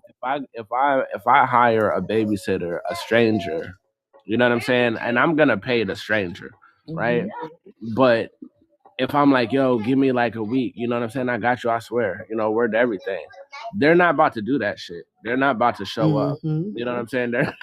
They're gonna be like, yo, fuck you, fuck your child, fuck your job, fuck your school, give me my money or I ain't showing up. You know what I'm saying? But if we're able to do that as a community with each other, like, and we know the situation our people are going through, you can give grace and things can happen as long as you're a person of your word. Don't be like, yo, I need 2 days and then 5 days and then 10 word shit. You don't need to be a part of the community. But if 2 days is really what you need, you can't do that with these companies because they don't love you. But you can do that with your people. That Facts. shit I'm is beautiful. serious In my about it. culture, your When word is your bond. You are yeah, nothing without You can't. your word. If Yeah. you can't absolutely. stand on your word, you are nothing. And that's how I'm we used serious to about be. it. When I give birth, That's I have how to it's gonna move. be. That's how it is. Girl, y'all That's just how it is. That's how I it yeah. love that. is. But I love when that. I can move anywhere right now. When I give birth, I have to move. My apartment is not big enough for me. I was gonna move anyway. And then I found out I was pregnant. So it was like, oh well, that just confirms that, I'm moving or whatever. I can move anywhere in the United States right now. I want to be part of a homeschool community. I have my early childhood education credentials already. And so, what I can do until my kids are able, old enough to start participating, is help the community with the education process of their babies and just bring mine into it when they're old enough. But I got to move anyway. And if we're talking about something like this, I might as well. That's what I'm looking into as far as moving. Where's the best place to homeschool for me? Because that's where I want to go. So Well, I'll reach out and I'll be in contact and we can make some things happen. with the homeschool and the funds that are gonna be available, girl, you can get you an RV and travel. You just have to do I can't remember how many hours or whatever that they have to do, of the I guess the standard education or whatever. But then um you teach them outside. You go, you're gonna have funds to travel, to show the land and teach them how our children are supposed to learn. Well, And either way, then I'm gonna you be in build the contact because home however we do it, we gonna you do it. right. And We then we could go build the over that homeschool tomorrow. communities where like, look, we're gonna meet up at Stone Mountain, and then Right. that way our children will have that socialization and.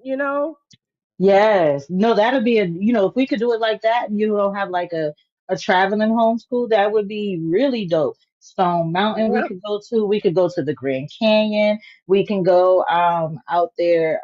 There's things in Virginia that I've been interested in. Just the Appalachian Mountains themselves. Like we could yeah. really, but we And they we can talking make about anything happen. lately they I'm talking in about those Virginia. I'm in Virginia. If y'all need somewhere to stay while y'all in Virginia, just the let me know. pyramids in Kentucky and Mammoth Yes. Cave, the pyramid in Memphis. We can do it where if we can, we can.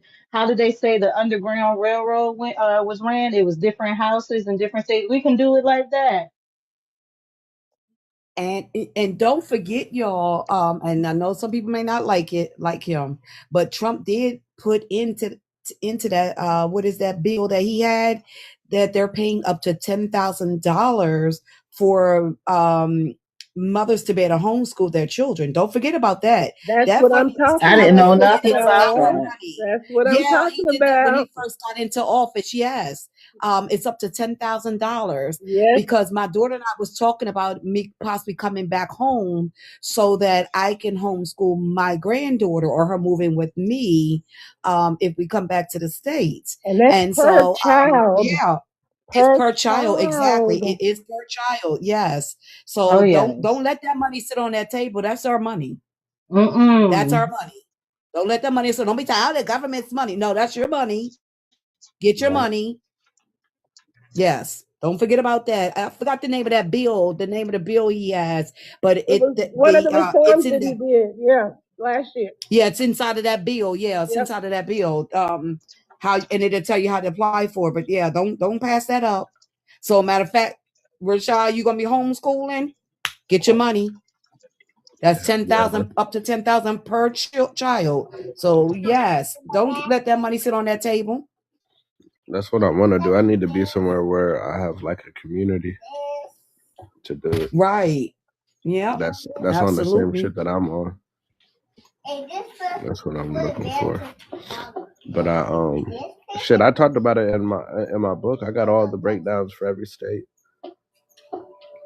You know, My book comes Thursday as long as it's not delayed. It's sitting in Jersey right now. Why I don't know. But they Jersey. just got that storm. Yeah, it for some reason it goes from Delaware to Jersey, then Jersey to Florida, and Florida to the islands. Make it make sense. I don't understand. Yeah, I'll And never we got a get it. major post office right in Newcastle, Delaware.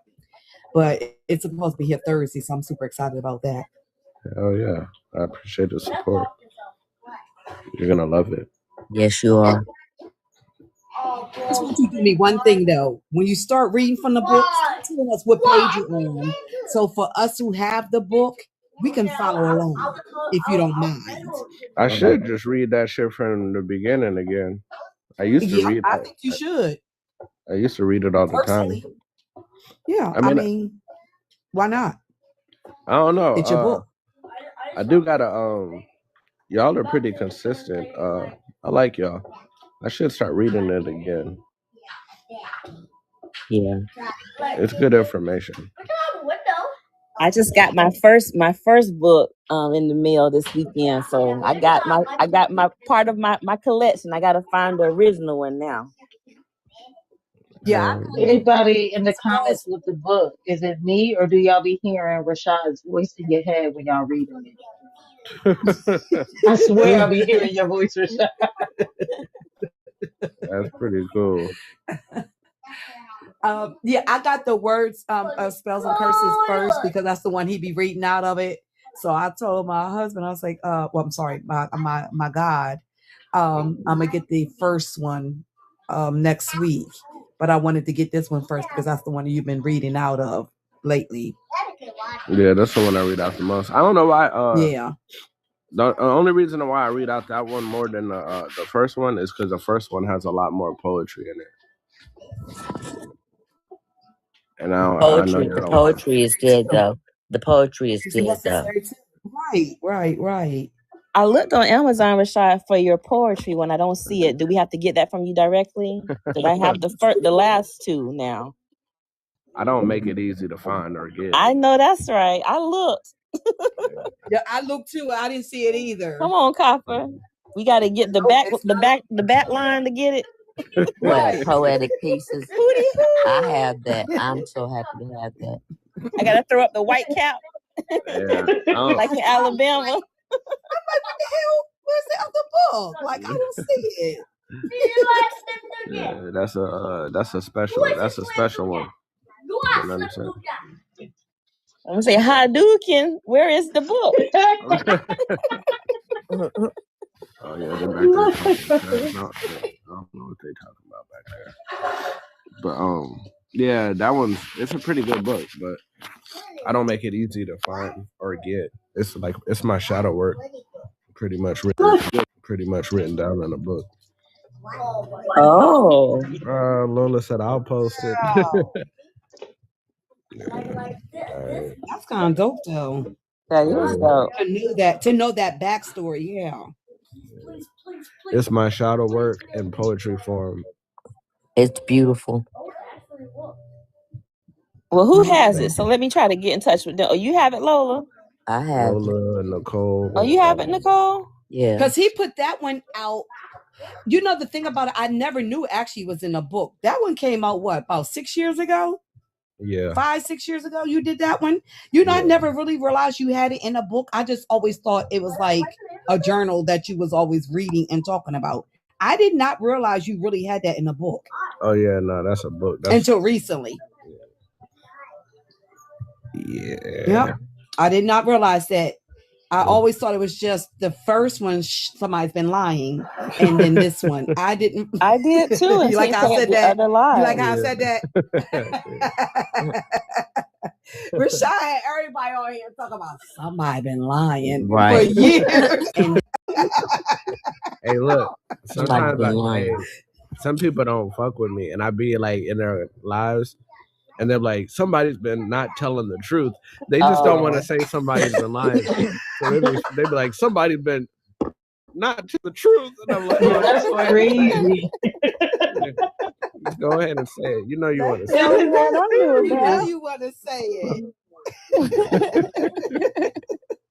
So somebody's been lying. He's got other books. Huh? Yeah. Like, aha, I got you. Like, aha, taste the soup. Yeah. Aha. Aha. Aha. Aha. It took me years to get that joke. I felt so silly when I finally got it. It was like, where's the spoon? I was like, I'm like, he needed a spoon. Oh, man. I was like, you know what? I am not slow. I'm smart. I am intellectual. I was caught up in all the rest of the stuff. Anyway, let me go on mute.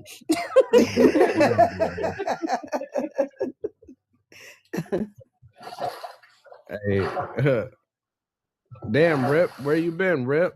You know, we're gonna start calling people out when they don't be showing up enough. Y'all remember Rip used to be here every day talking about let me get on the panel. Now he want to be hiding. Oh, he just got here. Let me find out you be at work and shit. I am shocked because he usually be here by now. Oh yeah, you just had to be around to know about the poetic pieces, Supreme. That was, you know what I'm saying?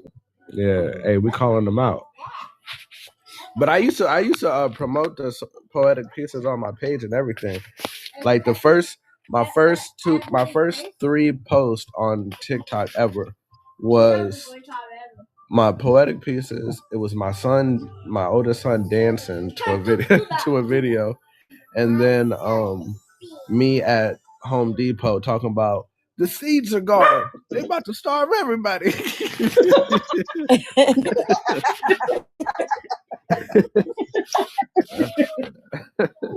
That's my long first ago three. was that? I think that was like my first three videos. I took the one of my son down, but it wasn't even showing his face. But I took that one down. But and then the other, yeah, that's about it. I think I took, but I got so many videos. Like if y'all were to go up and down my page, that ain't even half of the videos that I've had in time. I don't know, but yeah, because I be putting them in private. I got hella private videos, but I probably got millions of videos. Just they're private. Once they started because they started like retrograde banning videos and Right. like giving people strikes, so I just started hiding all kind of shit. Because I know people that lost their page from videos that were 5 years old. Wow, that's crazy. Yeah. There's something we can do about TikTok and their unfair practices of moving the way they People have do. tried. I don't think so because you sign agreements. The Mm. agreement. Now I know that you can file a class action lawsuit. That I you think we can do. should You do can always that. do that. That's always an option. But at the same time, they're going to throw that. Well, you signed the terms and agreement. You accepted the terms and agreement, and we accept them terms and agreement. You accepted the fact that you don't even own this property when you once you post it, or we have the right to take you down and take your pages and stuff. But you can file a class action lawsuit. A lot of times, you do win them, especially if you have the right amount of signatures Yeah. on that class action lawsuit. So I mean, people just get a few dollars from it, but it does send a message. So I mean, that is an option. Michi said they've been How removing many her audio people off we of have that hers. are computer literate? Why can't somebody just start another platform or something like a TikTok and it's us, That's a great idea. I think some people have been Well, doing that. technically they are. I was gonna say, yeah. So I know it's Yeah. the black one. I forgot that one. He actually he's rude. Right. He's very rude. He definitely was rude if you had an Android and not a Apple. He would come on every day dogging out Android users because he wanted us to pay for him to put Android on the platform, because he only paid to put Apple. Then he got to a point that he only wanted like big platforms on his platform. Who are Then you there was talking about, another one that Catherine? was black something. I forgot the name of the What was the name of page. that? Oh, It okay. was yellow and black. The page was yellow and Yep. black. The app is yellow Okay. and So it black. has to Yeah. be somebody that's not money motivated. We need That's the somebody problem. that Blamazon. is That's the Yeah, community name. Blamazon. motivated. Yeah, Yeah, yeah. That's Blamazon. it. And then there was another one that was supposed to be us. They became the same way. They became money. That was Isaac Hayes' son. I never knew that. But then there was Wow. another one. He too You never know. became money hungry. They always end up becoming money hungry. Yeah. Then you have Bingo, which is not our app. You can still go over there, but that app to me is worse than TikTok. I was about to say, Vigo So is trash. Like you said, it's it's worse Yeah. than TikTok. trash. Yeah. It's worse than TikTok. So Yes. um but it I know it's a lot of money, and I know it takes a lot of money. It takes the encoding and all that kind of stuff. But it would be nice if we had our own for us. It definitely would be nice where we're not We're really gonna have to censored like manifest that, this. sisters. We're gonna have to manifest Yeah. that. It's a Yeah. sister named Yaya. She does some nice metaphysical talk, and she has sorry, I'm losing my. I can't get my words out. It's when I get excited, I can't get my words out. She has a app, and I think it's called Aura something. She was talking about doing it, but I cannot think of what the name of the rest of it is. But I haven't found it yet. And she was talking about it on her page. She's here on TikTok with a major platform, but I don't know if it's doing well or not. There is a platform that I'm in. It's pretty good. I'm brand new to it. She's in here all the time. Yeah. Her name is I Am God Frequency. Oh yeah, I And love her. yeah, she has a platform. I didn't know It's that. yeah, it's a spiritual platform I've that they seen talk it, about but I all didn't know different kind she of had. things. And if you got like something to bring to the table, she'd be willing to like open a section for you if you have your own thing going. Is It's a that what pretty Quantum open Fest thing. is, Rashad? Yeah, so it's called Quantum Kingdom, Oh, but Quantum Kingdom. Quantum Fest is like a physical manifestation of what the app is. Oh, okay. I hear everybody talk about it, but because you all are so connected, y'all kind of talk about it like in the know. And when you're not in the know, I don't really know what's going on. So I kind of hear y'all speak about it and I'm Mhm. not really sure. Hey, look, I be trying to get her up here to talk about it, and then she be coming up here trying to act all cool and shit. And I'm like, you better go ahead and talk about different shit. She be like, well, we got different streams and shit. I'm like, man, you better tell these people what you got going on. But Is nah, she not in here? Because she was nah, asking about like how far She along I normally am. is in here. She Oh, wasn't. She did was in she? here. She asked Yeah, me she like how just far nah. along yeah. I am. They got a meeting Oh, starting at 8 o'clock, so she's probably getting ready for it. Because not a meeting, but oh. they be teaching courses and everything. So it's like every once in a while they have lectures and all. It's a beautiful environment, to be honest with you. I've enjoyed their lives when I've gone over there. It's really nice. But I haven't seen any of the classes or lectures or anything because I haven't really figured out how to navigate their spaces. Yeah, I can't figure out how to get into the quantum kingdom either. Okay, I'm not alone. Okay, thank No. you, Nicole. I Oh, appreciate you. y'all are trying to get up in there. Well, like I said, everybody talks about it like it is what it is because everybody's connected already. Oh, so it's an app, but it's like a website. It's an app. But Okay.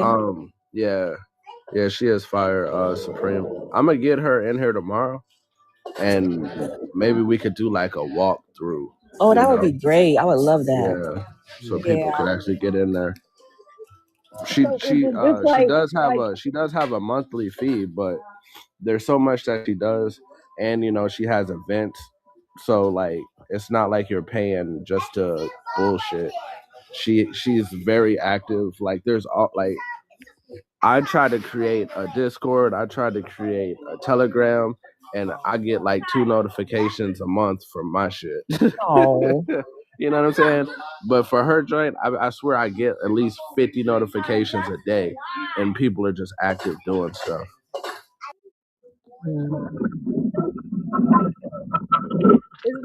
is it like multiple pages where you scroll and it's different stuff on them? Because I'm Hey, kind of look, I'm gonna tell you right now, there's so much shit going on in there.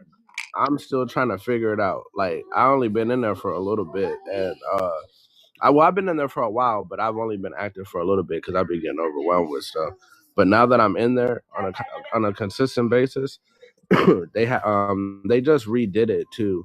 But there's all kind of different tabs and different things going on. Like they got stuff about like they I don't know how to explain it. There's just a lot of shit that's going on. Like you can be in a whole nother world while you're in there with other people talking about like fasting and eating. Another live they're talking about your spiritual yeah, exactly, ethereal, you know, all that kind of stuff. Say what's up, man. Say what's up, y'all. Nah, he's That trying to must be shy. body chop me. okay, because I kind of find myself scrolling on TikTok looking for stuff to uplift, you know? So that sounds like it's more of a positive frequency. Yeah, we need more spaces like that. Yeah. I just some of the stuff, like I said, it be making my chest hurt, that cursing and going back and forth with each other. And I mean, I just kind of when I'm in the spaces, sometimes I just go ahead and succumb to it and just deal with it. But that's not what I want to do day in and day out anymore. I just don't want Yeah. to do that no I mean, more. I Right. somehow I go on and I listen and I love hearing Copper cuss them out, you know? Copper cutie. But then it starts to get annoying because they be asking the same questions like they don't comprehend, and then you just get tired of it. And then you scroll looking for other uplifting stuff, and you know, Yeah.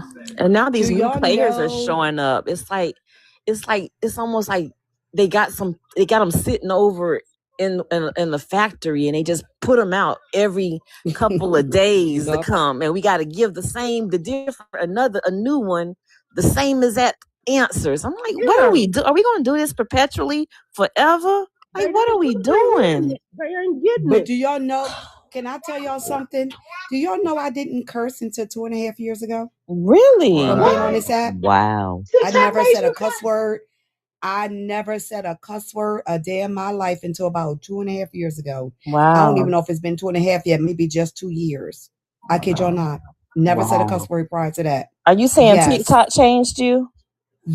Oh, Yes. that's not I said it good. That's one day. I crazy. said it on here one day. That's why I said I appreciated Rashaud starting this space because I didn't like who I became. I actually said it one day on I the app. tried to keep certain people. Some of y'all might know them from changing. I witnessed it with my own two eyes. I Yeah. begged I them said not it. to let this app change them, and I saw them Change them. go It changed from me. meek and a sweet voice to completely flipping, and it Yep. is what it is. Flipping. Taking your Yep. energy, girl.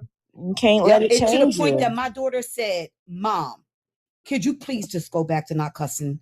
First of all, Mm, you don't know how to do it right. You don't sound right. Even my husband came and said something. Or yeah.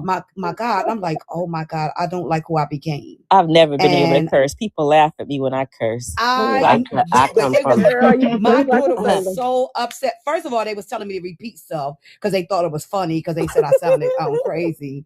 And I I've was been like, no, because y'all cussing just all want to my laugh. life. Y'all just want to laugh at me. But yeah, they was like, please go back. No, y'all, I didn't cuss until about 2 years, 2.5 years ago, being on this app.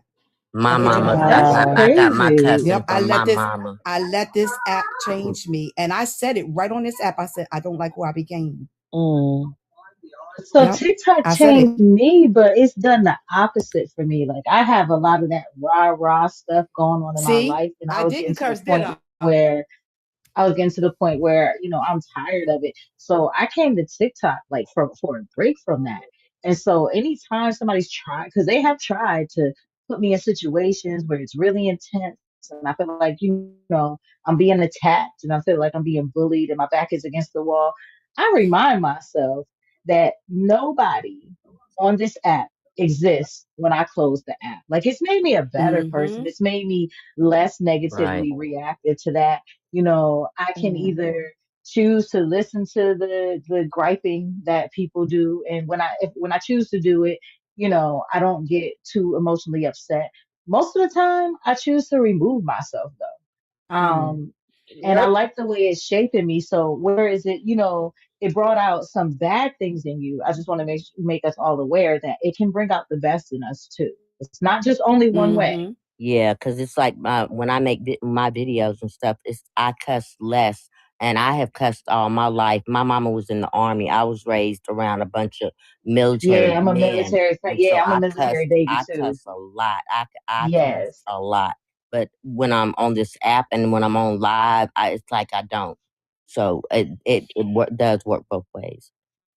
Well, what I know is that certain individuals that get profiled, if they carry themselves a certain way and they get the respect of people that are new to get their voice heard, they think they have to pattern and carry themselves in the same fashion to be heard and taken seriously.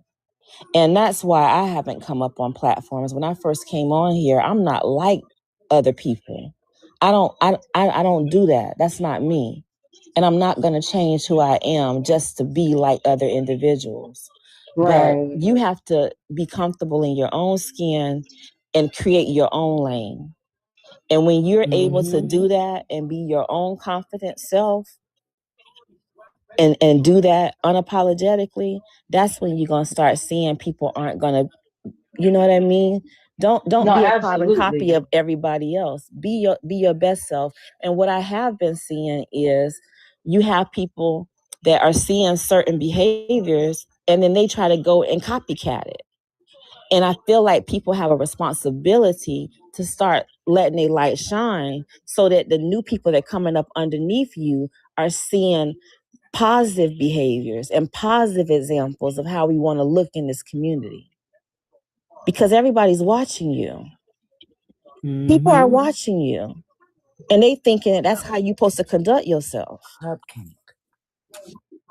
Oh, sorry. Mm-hmm.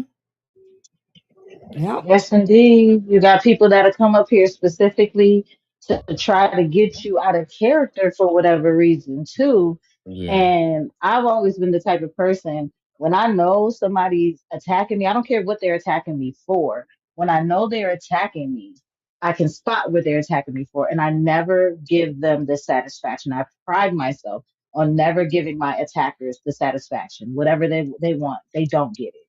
Yeah. And I never want to attack nobody. I have a disdain for having to attack somebody. I don't like seeing us do that to each other. I want us to love on each other. But I understand you have to get people up off of you when you do that. I understand that. And I know we have to do that sometimes. It's necessary. So it is what it is. But you know what? You know what I've noticed when Mama gets in your ear and she talk like this and say, "If you don't get your behind over here and be quiet, I know something." That's more scarier than her yelling any day. You got that one. You know what I'm saying? We have to remember these things. Sometimes we need to be reminded. My mama used to just give me that eye. Okay? That look. Yeah. When Mama talked through her teeth, she don't have to raise her voice at all. That is a terrifying. Hush, Coco. Yeah, with my grandkids, I give them the eye, and then if that don't work, I got a cane, and if I have to tap that cane to the ground, they know tell us about it. Getting ready to get up, and they don't want me to get up. Look, my granddaughter knows that look already she knows that through the iPad. She know once I give her that look through this iPad, I ain't playing. See? Telepathic. Oh, just through the iPad. I sometimes have to turn my camera off because I want to laugh. Yeah, somebody said their mom used to point the finger.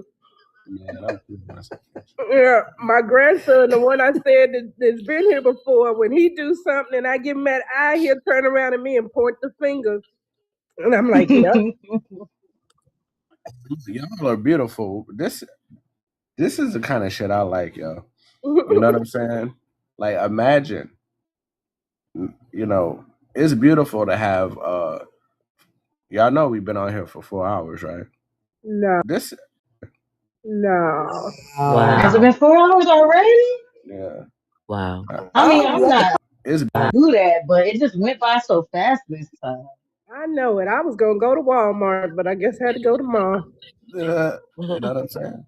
This is healthy. You know, food for the thought is a offering to God, right? Because your mind is the seat of God, right? So food for thought is an offering to God. Look at her talking to me. Why just talking to me? I don't know. What the fuck? You know what I mean? So healthy conversations are good. Yeah. Just imagine all of us together just sitting out in the field, just talking, the kids behind us playing, and we just having this conversation. Yes. You know? Yes. Imagine a retreat where we put our feet in the ground and be in the woods and no socks, no shoes. Come on. Barefoot, you know what I'm saying? Don't mention feet. Yeah. Take your shoes off. Yes. That would be so lovely. Yeah. Absolutely. Yeah. That's the only reason I became spiritual, because I was trying to see some toes for free. I cannot. That's why you said don't talk about feet. Yeah. I just got a pedicure why he always too. say that. You forgot he been saying that for about a month now. Oh boy. Uh-oh. Be ready to ground. What's the color for today? Y'all take your shoes off. Let's go hug. I was guessing it was blue. Okay, Blue. I got purple. I would say blue. Hey, what? I caught. Hey, all right now. Hey, what was? He said, ow, ow. Shout out to Aunt Joe. Don't let Hey, me look. turn this camera on. Oh, yeah. Hey, look now, y'all. Hey, don't. TikTok after dark. They restrict me for Where's less. David? Where's David? Rashaud after dark.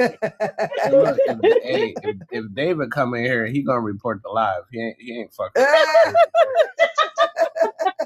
David gonna pull out the Bible and be like, y'all better it's blasphemy. You know. But yeah, we gotta do this shit. We do have to meet up. But I think, what color you like? I'm trying to get the toes. I like turquoise. Oh, That's my favorite color. You got that's good my favorite taste. color too. Yellow. I love it. You know, it's funny. My favorite color is purple. However, I look divine in yellow. And I Yellow is a beautiful love having color. yellow too. I love yellow on me. I used to love all those colors too until I realized that we receive sun through our nails and through our toes. And when you're grounding and you got them colors on your toes, that sun is not getting the optimum penetration to your skin through that color on those nails. Do which color? Any colors, it's blocking the Sun. yeah, on your nails. Oh damn! And I keep my toes painted. Now I don't paint my nails. I don't do my nails, but I keep my toes painted. Damn. I like whatever. However, energy is coming up through the bottom of the feet, through your nerves too. So you're still grounding that way. Oh yeah, well, I'm always barefoot outside. And then I used to go and get my toes done through them people, and then I realized them people don't like me. Oh no, I do my own. You know, and I started having I ain't been there for over 20 years. Right. So I stopped that. Can anybody feel when it's like I can feel the polish when it's on my feet and my hands? I can feel it. Can y'all feel I can feel it. Yeah. It feels weird. I can feel it. Mm-hmm. Can you what? I do my own toes now because, like y'all said, I people is some people. But yeah, I can feel it. Mm-hmm. That's no, I'm cool with them. Yeah, because that's energy too. Because you got to think about like your nerves, all the nerves in your body are in your feet. So there's a couple things going on when you go to them. For one, you're releasing your energy to them. They can impute their energy into your feet.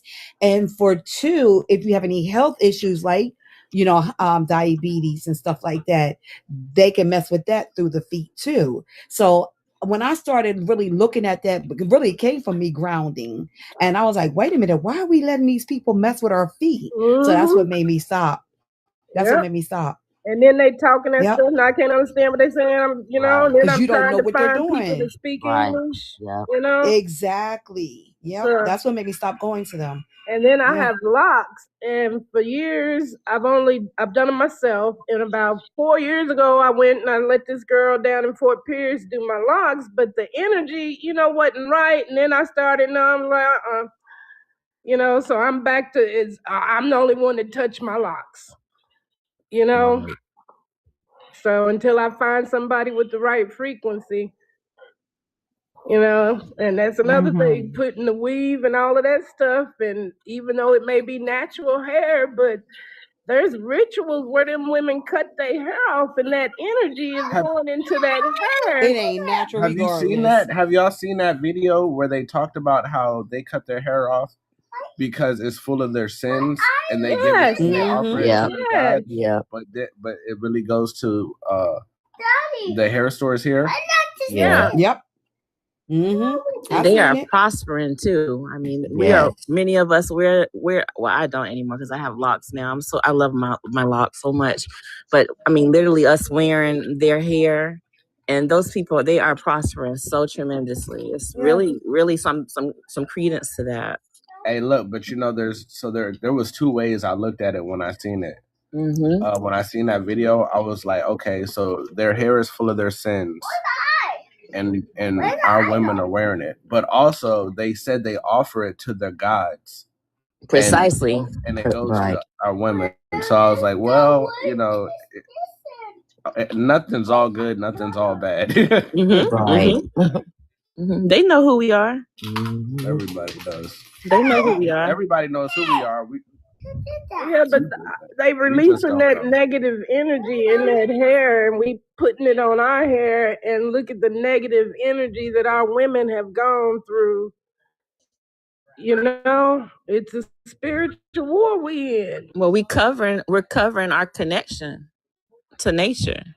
Yeah, You know, us being tapped in. What happens when we let our natural hair grow?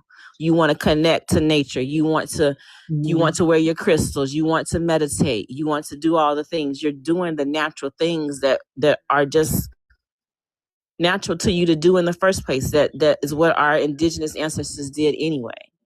That's your muscle memory. You don't know why you do it. It just comes to you. It's not you just trying to be woke, quote unquote. It's what we do. yeah. I think that's why that's another thing that's important about nation building is because it's over there, look.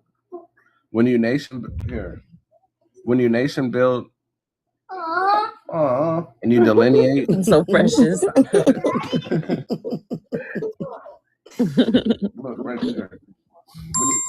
When you nation build and you hold on, I'm getting distracted. When you nation build and you delineate in the right way and you really with your people and you're doing what you got to be doing, when your children grow up, they look around and see similar faces, similar hair, similar all that stuff. And then you get to a point where there is literally no such thing as an ugly phase. Right. Because everybody's going through the same thing. And I feel like one of the reasons why it's hard to go into that is because this concept of ugly phases exists. You know what I'm saying? Right. The thought process of this is let me hide this, but you don't have to hide it if it's a part of your culture. And you know everybody's embracing the culture around you, and as a child you grow up in it, and you know we all see that. You feel me? Yep. That is true. Right. I'm fighting that right now. Like I don't know why I'm being this honest, but like I cut my locks off. I cut my locks off. I don't mind being bald.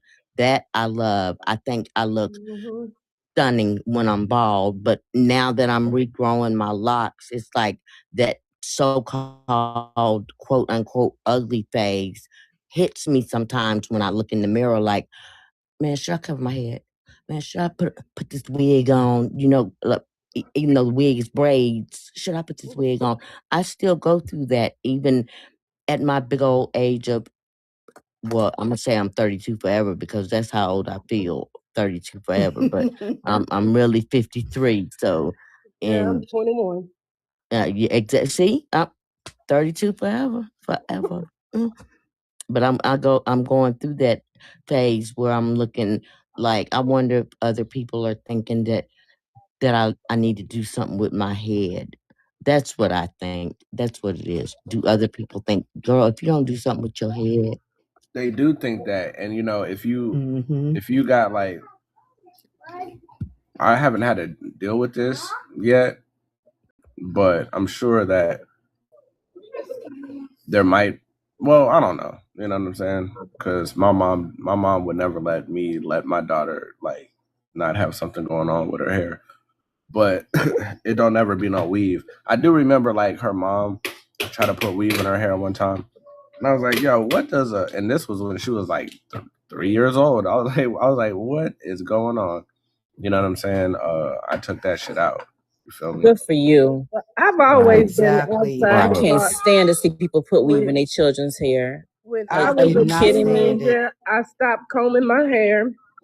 And I remember one of my mom's friends said something to her about why your daughter don't comb her hair. And she said, well, you asked my daughter. And he said something to me. I was like, it's my hair, you know?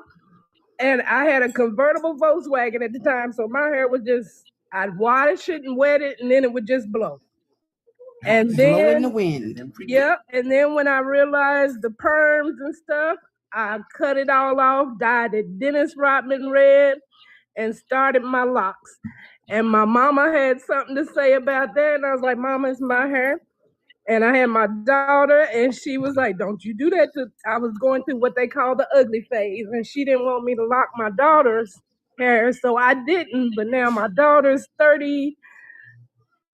I don't know. I don't keep up with age, but she's 30 something, and she's got locks now for what, 4 or 5 years. And she's like, "Mom, if you had locked mine when I was little, it'd be as long as yours." I was like, That's the same thing my daughter tells me, that now that she has locks, she's 35, and she was like, I wish you would have just locked my hair when I was little and let me have my natural hair. And this was in the 90s. I probably would have went to jail when she was little had I locked her hair. You know what I'm saying? That's definitely where you at. Yeah. So Yeah. Hey, look. So I just got my mom twisted my oldest son's hair, and I think I'm gonna just let him. You know, because I asked him before, and he was like he liked his hair to be free, but we twisted it recently. And I was like, yo, you know, if you keep it like that, it'll be like mine. And he was like, let's do it. And I was like, all right, let's do it, Slim. We in there then. Because that's natural too. That's still a Right. natural style. For In real. my Hey, look, hometown, I was the and first Joe, person to have dreads. The and black people Joe, say I smooth got little dreads in my frizzies on top of. hometown. I got the fuzzy on top of my locks, There and you Joe. go. You know what I'm And saying? Joe's the one he told about the don't talk about the feet. Y'all see? See how he is? I Hey, have look, a question, Rashaud. What's your grid pattern like? Is it diagonal? Is it straight? Is it I've never seen your grid pattern before because you always wear hats. oh, I don't even know. Like if you like, I don't know if I got one. I feel like because I don't retwist my hair long enough to know what it is. You know what Okay. I'm saying? My Okay. hair be retwist. Hey, look, as soon as I retwist my hair, I wash my hair and I'd be like sleeping with nothing on it because I wanted to get right back to frizzy. I just want to twist it to see how long it is. So you leave it just kind of like frizzy at the roots. You don't like I keep it try like my best. I try my best to not have it ever looking too good. Neat. oh, Yeah, okay, too I mean, neat. but I don't like mine tight. I kind of like the frizzy part too, kind of in the front, you know? okay. I have something I want to say to you, Nicole. Okay. I want everybody to think about Whoopi Goldberg. I want us to think about Whoopi Goldberg back in the day when she was the one that was rocking locks before Lauryn Hill, and how people talked about Whoopi Goldberg. Whoopi Goldberg was pretty much free forming her locks, and people called her. Goldberg was pretty much this, okay? And now, free forming locks, what do we call free forming locks? They're beautiful. People rock them unapologetically. So this notion of locks being ugly phase, we have to learn how to enjoy every phase of locks, just like we encourage and celebrate the phases of the moon. So Nicole, while you're in your phase of your locks right now, I want you to look at your locks and enjoy them, because when you look back at this period of time, you're going to be able to say, you know what, I remember that period of time. When you get a little bit longer, you're gonna be able to say, I remember that time. Take pictures of them. Yeah. It's what you embody when you have it. If you love your locks in this period, people will love them. It's what you exude from yourself. Forget what everybody else say about you. Oh It's what yeah, I love you them. give off. Definitely love them. Absolutely. It's what you Hey, give look, off. y'all. The hallway monitor for the Quantum King. Oh shit! Hey. Now look, Paris. While you're here, real quick, Paris. I gotta go, y'all, because they are having. She just came in here to come get me because they're having a lecture right now. 10-4. But Okay. I don't know. She probably don't have time. I was gonna say that everybody in here was trying to figure out how to get into the Quantum Kingdom. I was promoting y'all. You know what I'm saying? So I ain't just out here wasting time. You feel me?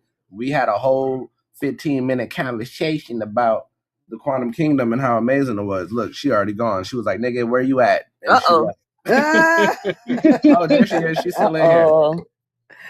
She doing like Much you doing. gratitude, Rashad. I Okay, see how you get appreciate Ann. you. I seen them in the comments. I seen them, Ann. Peace, And Joe. Paris. I seen them. Peace, Paris. Don't do me like that, and Joe.